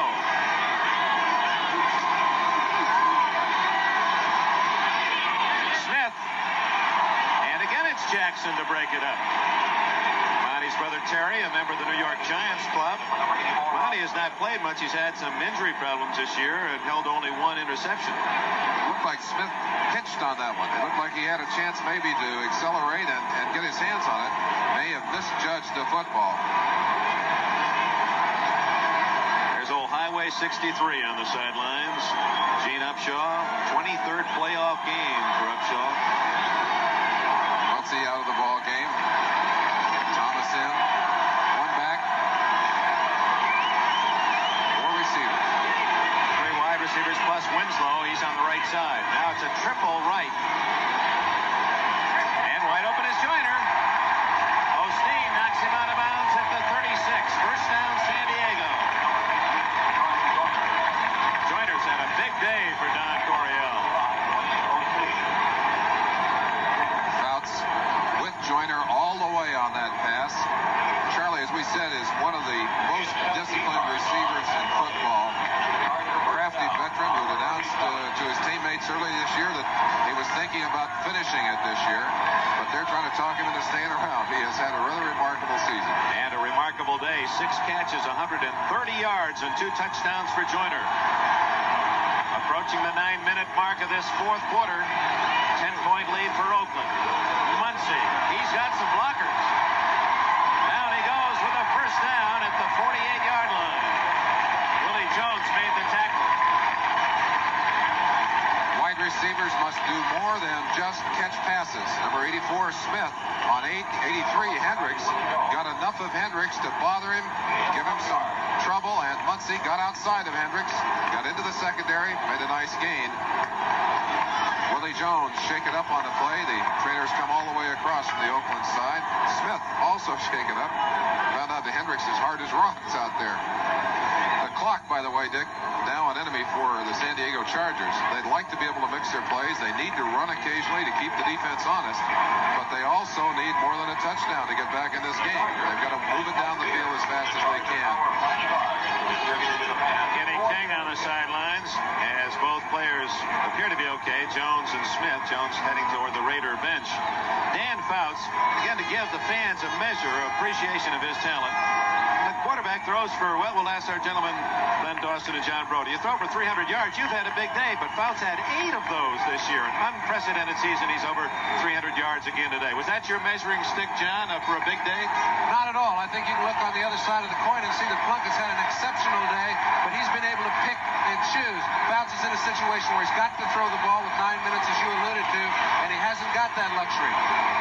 Almost intercepted by Monty Jackson as Fouts' throw came up short as he was being drilled by the defensive charge of Dave Browning.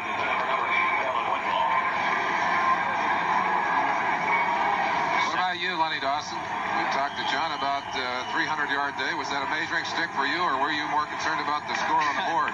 Merlin, you know, the only measuring stick is when you look up at the end of 60 minutes and you have more points than the opposition. Well, I think both quarterbacks have done a very good job, but John is right. Plunkett has had no turnovers. That's the difference in this ballgame right now. Fouts has been intercepted twice. Under pressure, batted in the air. Volleyball spiked by that Raider front four. Browning and Hendricks were both there. And that was Ted Hendricks, number 83, coming all the way around behind. He moved all the way down to the right end and come all the way back around.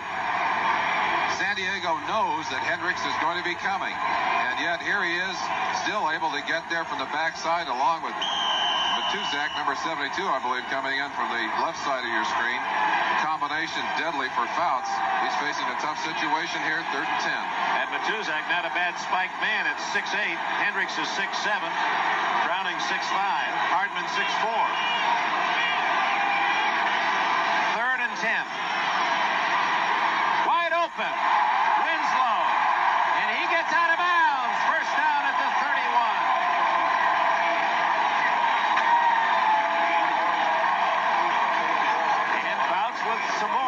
down magic.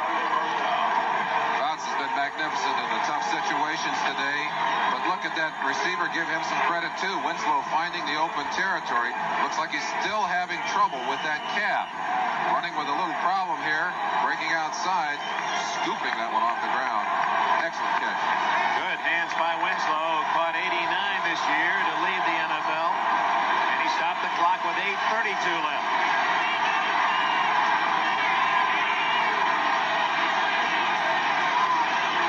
Muncy and Hendricks guessed right.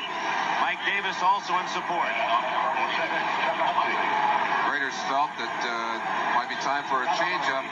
Hendricks had started inside. I'm sure they'd made some adjustments in their blocking assignments, and then quickly at the snap of the ball moved back outside. No room for Muncy to get through there at all. Well, what a career for Hendricks. He was 3 times an All-American at the University of Miami, Florida, and now 5 times an All-Pro. He wasn't drafted until the second round by Baltimore, despite his All-American status, because they thought he was too skinny.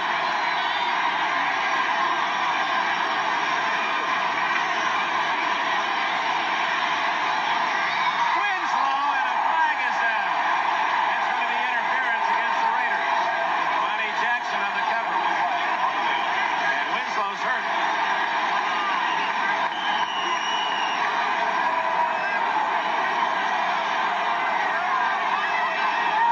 Illegal use of the hands against the defense.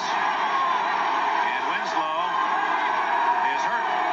Oh, he almost speared that ball one-handed and had himself in an awkward position when hit by Jackson. Looked like he was going to catch it, just snatch it out of the sky with those big hands of his, but he went down hard and twisted as he went down. Watch the play here. Up high in the air, grabs that football, and Jackson pulling him down from behind. You see the twist. Winslow's back is twisted as he comes down, but he's up, he's moving. And you hear the response from this San Diego crowd. They love Kellen Winslow and the big plays that he has brought to San Diego this year. You see him twisting as he goes down. Monty has a hold of his head. Well, he told us where the secret to those soft hands are his. Maybe we get a chance later and gets back in there and we'll share it with you as he told us the story. First down on the penalty at the 25. Early movement in the line by the Chargers. That'll cost them 5. The right-hand side of the line looked like Anodic. A little quick and getting off. A lot of mistakes by the San Diego team today. Unusual for them. They're a well-drilled, well-coached, efficient veteran team, but they have made a lot of crucial mistakes, a lot of penalties today. False start, 67. Offense moving before the snap. First down. And White. And they ticketed, although both White and Audick moving before the snap. The Oakland Raiders have led throughout. They're in front 34-24, the winner to the Super Bowl against the Eagles. 7 minutes, 42 seconds left. This is 1st and 15.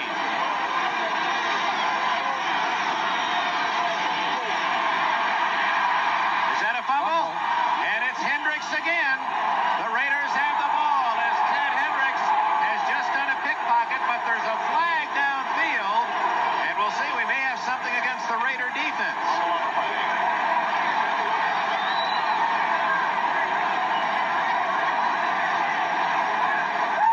So San Diego retains possession. A crucial mistake against Monty Jackson.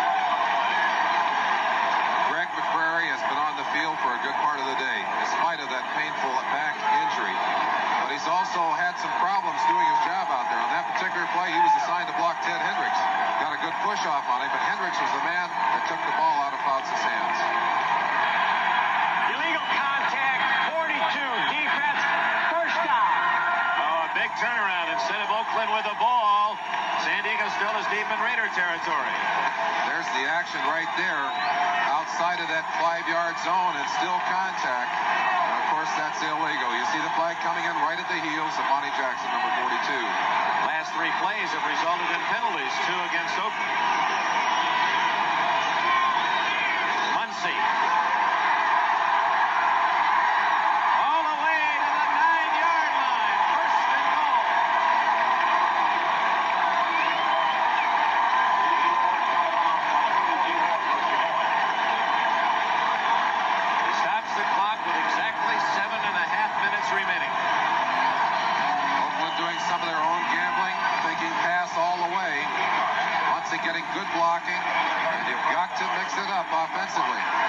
league when you've got those five. Kellen Winslow again with a nice block, Merlin.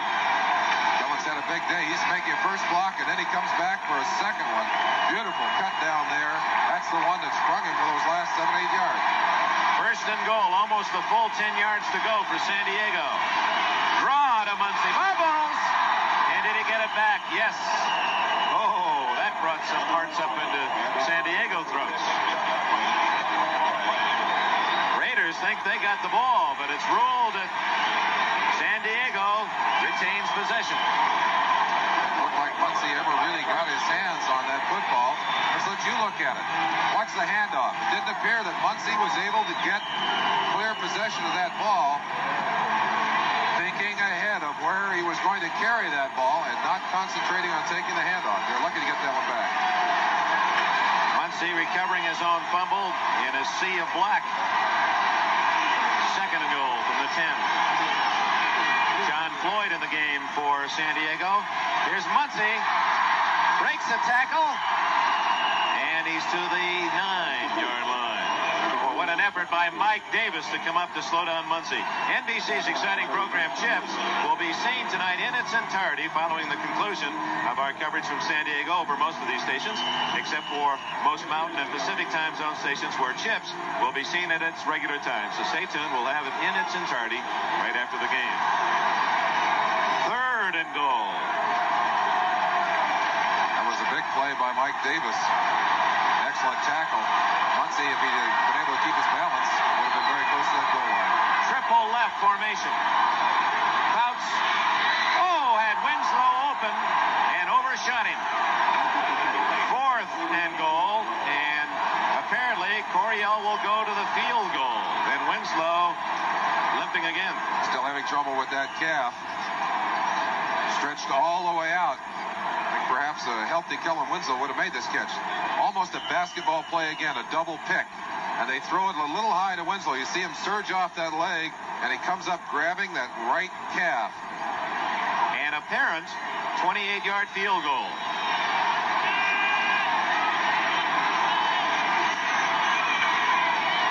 Benerska drills it through.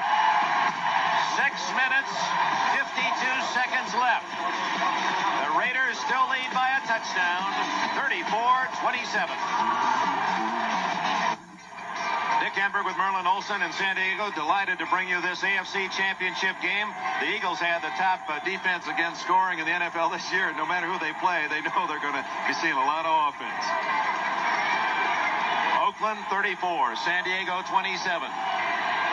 In a wild championship game before 52,000, the sellout in San Diego. Benerska to Whittington. And he's out at the 25-yard line. Now the defense of the Chargers will try to stop the Raiders and get Dan Fouts in the offense the ball for a possible tying touchdown. I think he has to change at this point in the game, Dick. Offensively, Plunkett's major concern, don't turn the ball over. If he can, he'll control the football and eat that clock. They'd like to tick it down as much as they can. The defense, on the other hand, thinking turnover, tackle the football, strip it. But don't let them move it down the field and eat the clock. The last two possessions by Oakland led to field goals and long drives, each of those drives consuming more than 5 minutes.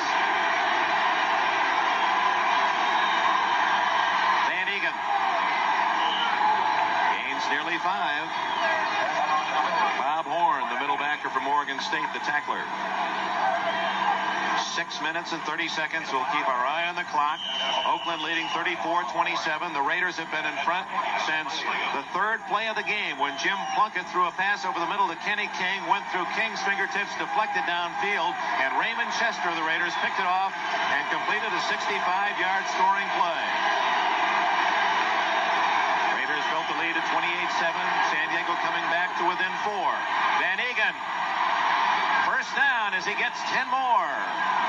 Preston and Horn, the tacklers. Philadelphia won earlier today as Dick Vermeil's tough Eagles stopped the Cowboys 20-7. Philadelphia's first visit to the Super Bowl. We expected the Oakland Raiders to run at the right side of the Charger defense. No question that they have done that, especially late in the game, and they've made big yardage doing it. first down. Clock shows 5:31, 5:30, 5:29.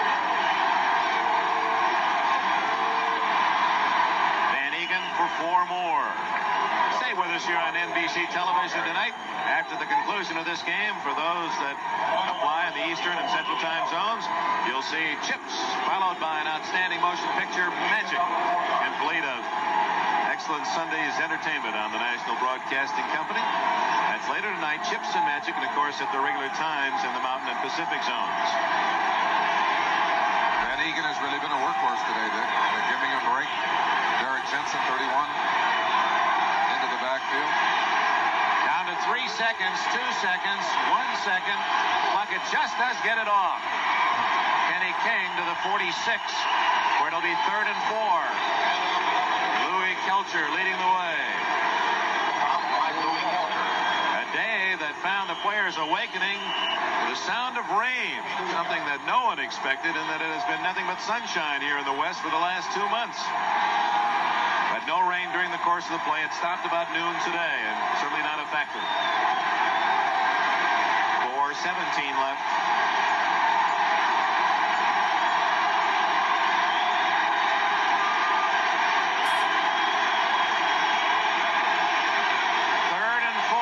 Plunkett. And it's a first down at the 48 to Arthur Whittington. Mike Williams made the tackle, and Plunkett gets another 4 downs. Plunkett under pressure. Louis Kelcher going all the way around on a double stunt.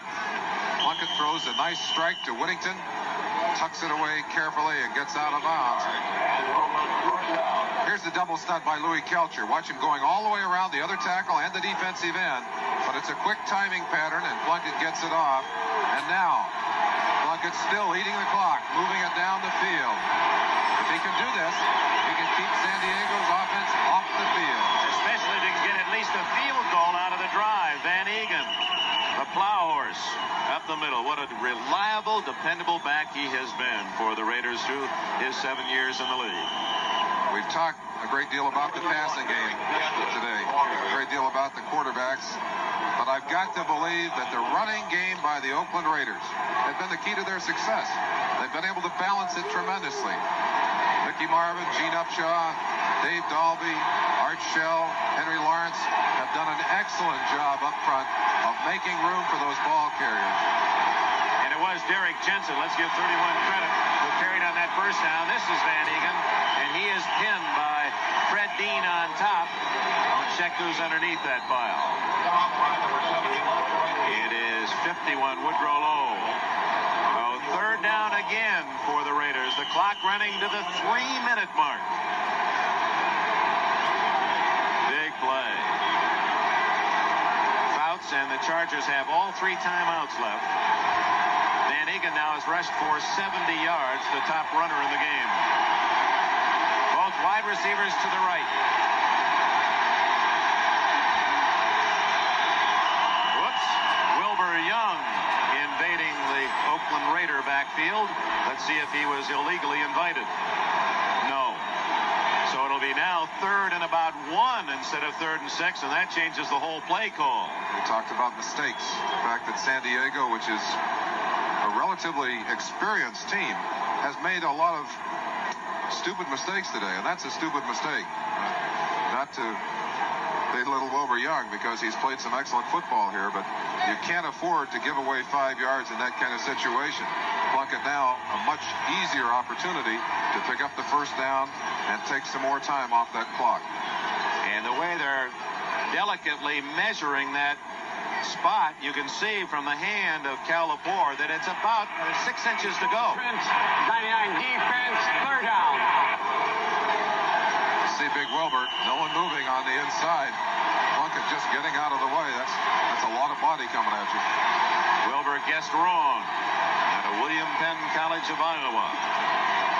So Plunkett needs just short yardage and brings in some extra blockers. Raymond Chester and Derek Ramsey will bookend the line. Todd Christensen is the wingback. Van Egan and King behind Plunkett. Van Egan, a first down, and now it is really tough for San Diego. The clock running down toward the 2-minute warning. Chris Barr anticipating a possible field goal, but now Plunkett hopes that they won't even have to kick one. They're going to try to chew up the clock. They don't need to run a play till the 2-minute timeout, unless San Diego uses one of its timeouts. Why wouldn't they call time here, Merlin? Well, they've only got 3, and I'm sure that has to be a concern for them. If they were going to call it, they should have called it instantly. They shouldn't have waited at all. Yeah, they let about 22 seconds go by until the 2-minute warning, and Plunkett wisely will just let that official timeout occur. And now it's down to seconds. Timeout in San Diego. The Raiders have the ball and a big 7-point lead.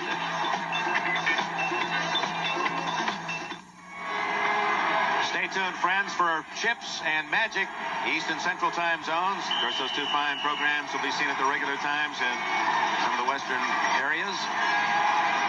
Right after the conclusion of this game. Of course, we'll also go down into the locker room of the winners and the losers after this game. Oakland leads 34-27, 2 minutes left.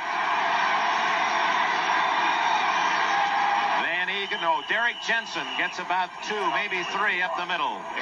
And timeout called by the San Diego Chargers. They have 2 remaining, 1:56 left. Clock running out on San Diego. The Raiders lead by 7 in this AFC Championship game. Second down and 8, 1 minute 56 seconds left. The Chargers have spent 1 of their 3 timeouts. The Raiders, 2nd and 8. And there's a lot of thought on that sidelines. They're looking for a big play. They need a turnover. Ball at the 32. Van Egan to the 29. Timeout, San Diego. It'll be about 3rd down and 4. The Chargers need the football. A reminder, 2 weeks from today, it'll be the Philadelphia Eagles in the Super Bowl against the winner of today's game. We invite you to tune in early Eastern Time, 1 o'clock for the NFL Year in Review, a spectacular show featuring the highlights of this great season.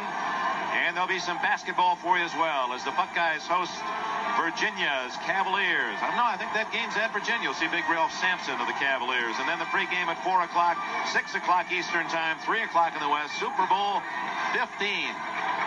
And it'll be the Eagles. And right now, that team in the black and silver playing in its 10th championship game in 14 years.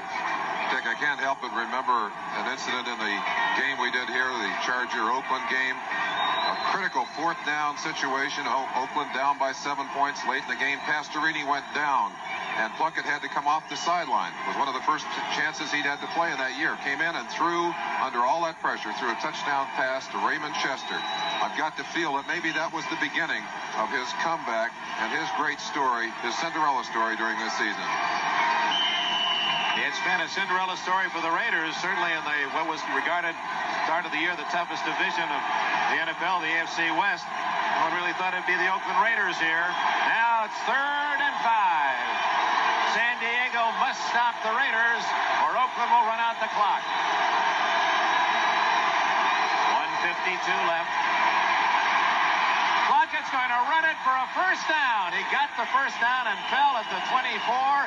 And now the Chargers can call time for only the last time. And I think that might write the end of the Chargers story. A wonderful story it has been during this past season. But the colors in the Super Bowl are going to be silver and black.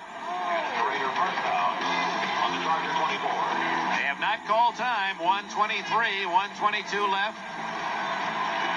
Season that began shortly after the 4th of July, the hard work of summer, the 4 preseason games, the highs and lows of a 16-game season, and the wild card Oakland Raiders, although they did indeed tie 11-5 with a record with San Diego. And now it's just chew up the clock, 1:02, 1:01, and there now is the final timeout exercised by the San Diego Chargers with 1:01 left in the game. And now, unless the Raiders make a horrendous error, Oakland can make its plans for New Orleans. 1:01 left. Second down play from the 21 of San Diego. The Raiders already starting to congratulate each other along the far sidelines. Plunkett needs only to take the snap and fall on it. That's what he'll do. and the clock will start to run. And as it does in this final minute, our thanks to an exceptional NBC crew. I just can't recall, Merlin, a better job done. Every great play was seen from an angle, 2 angles, 3 replays. The executive producer of NBC's NFL Football is Don Olmeyer. Coordinating producer Ted Nathanson. Telecast of this 1981 AFC Championship has been produced by Larry Cirillo. Directed by Ted Nathanson. Replay producer George Finkel. Our replay director was Ken Fouts. NFL 80 was produced by David Stern. Directed by Bob Levy. Wait for the visuals to catch up here. Our technical directors are Ray Pagelski and Sal Nagita. Associate producers Mike Hadley, Peter Rolfe, and David Neal. Associate directors Richard Klein, Mary Buda, John Filippelli. Thanks to our spotters Bill Edwards, Dan Sexton. Also Bob Sexton and Dennis Benishin, Joe Costanzas, our statistician. Down to the final seconds. 5-4, the Oakland Raiders and the Philadelphia Eagles go to Super Bowl 50.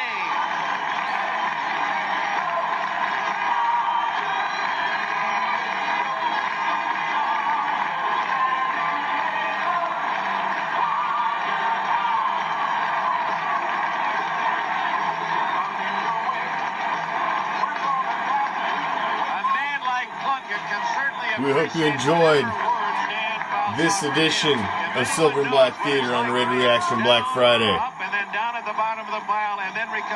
As you enjoyed this showing of the 1980 AFC Championship game. And hopefully we will have the same result Sunday when we go and black out LA. Enjoy the rest of your weekend. I'll see you on Sunday. Peace, love, Raider Nation. Open holes for their receivers. A tremendous performance.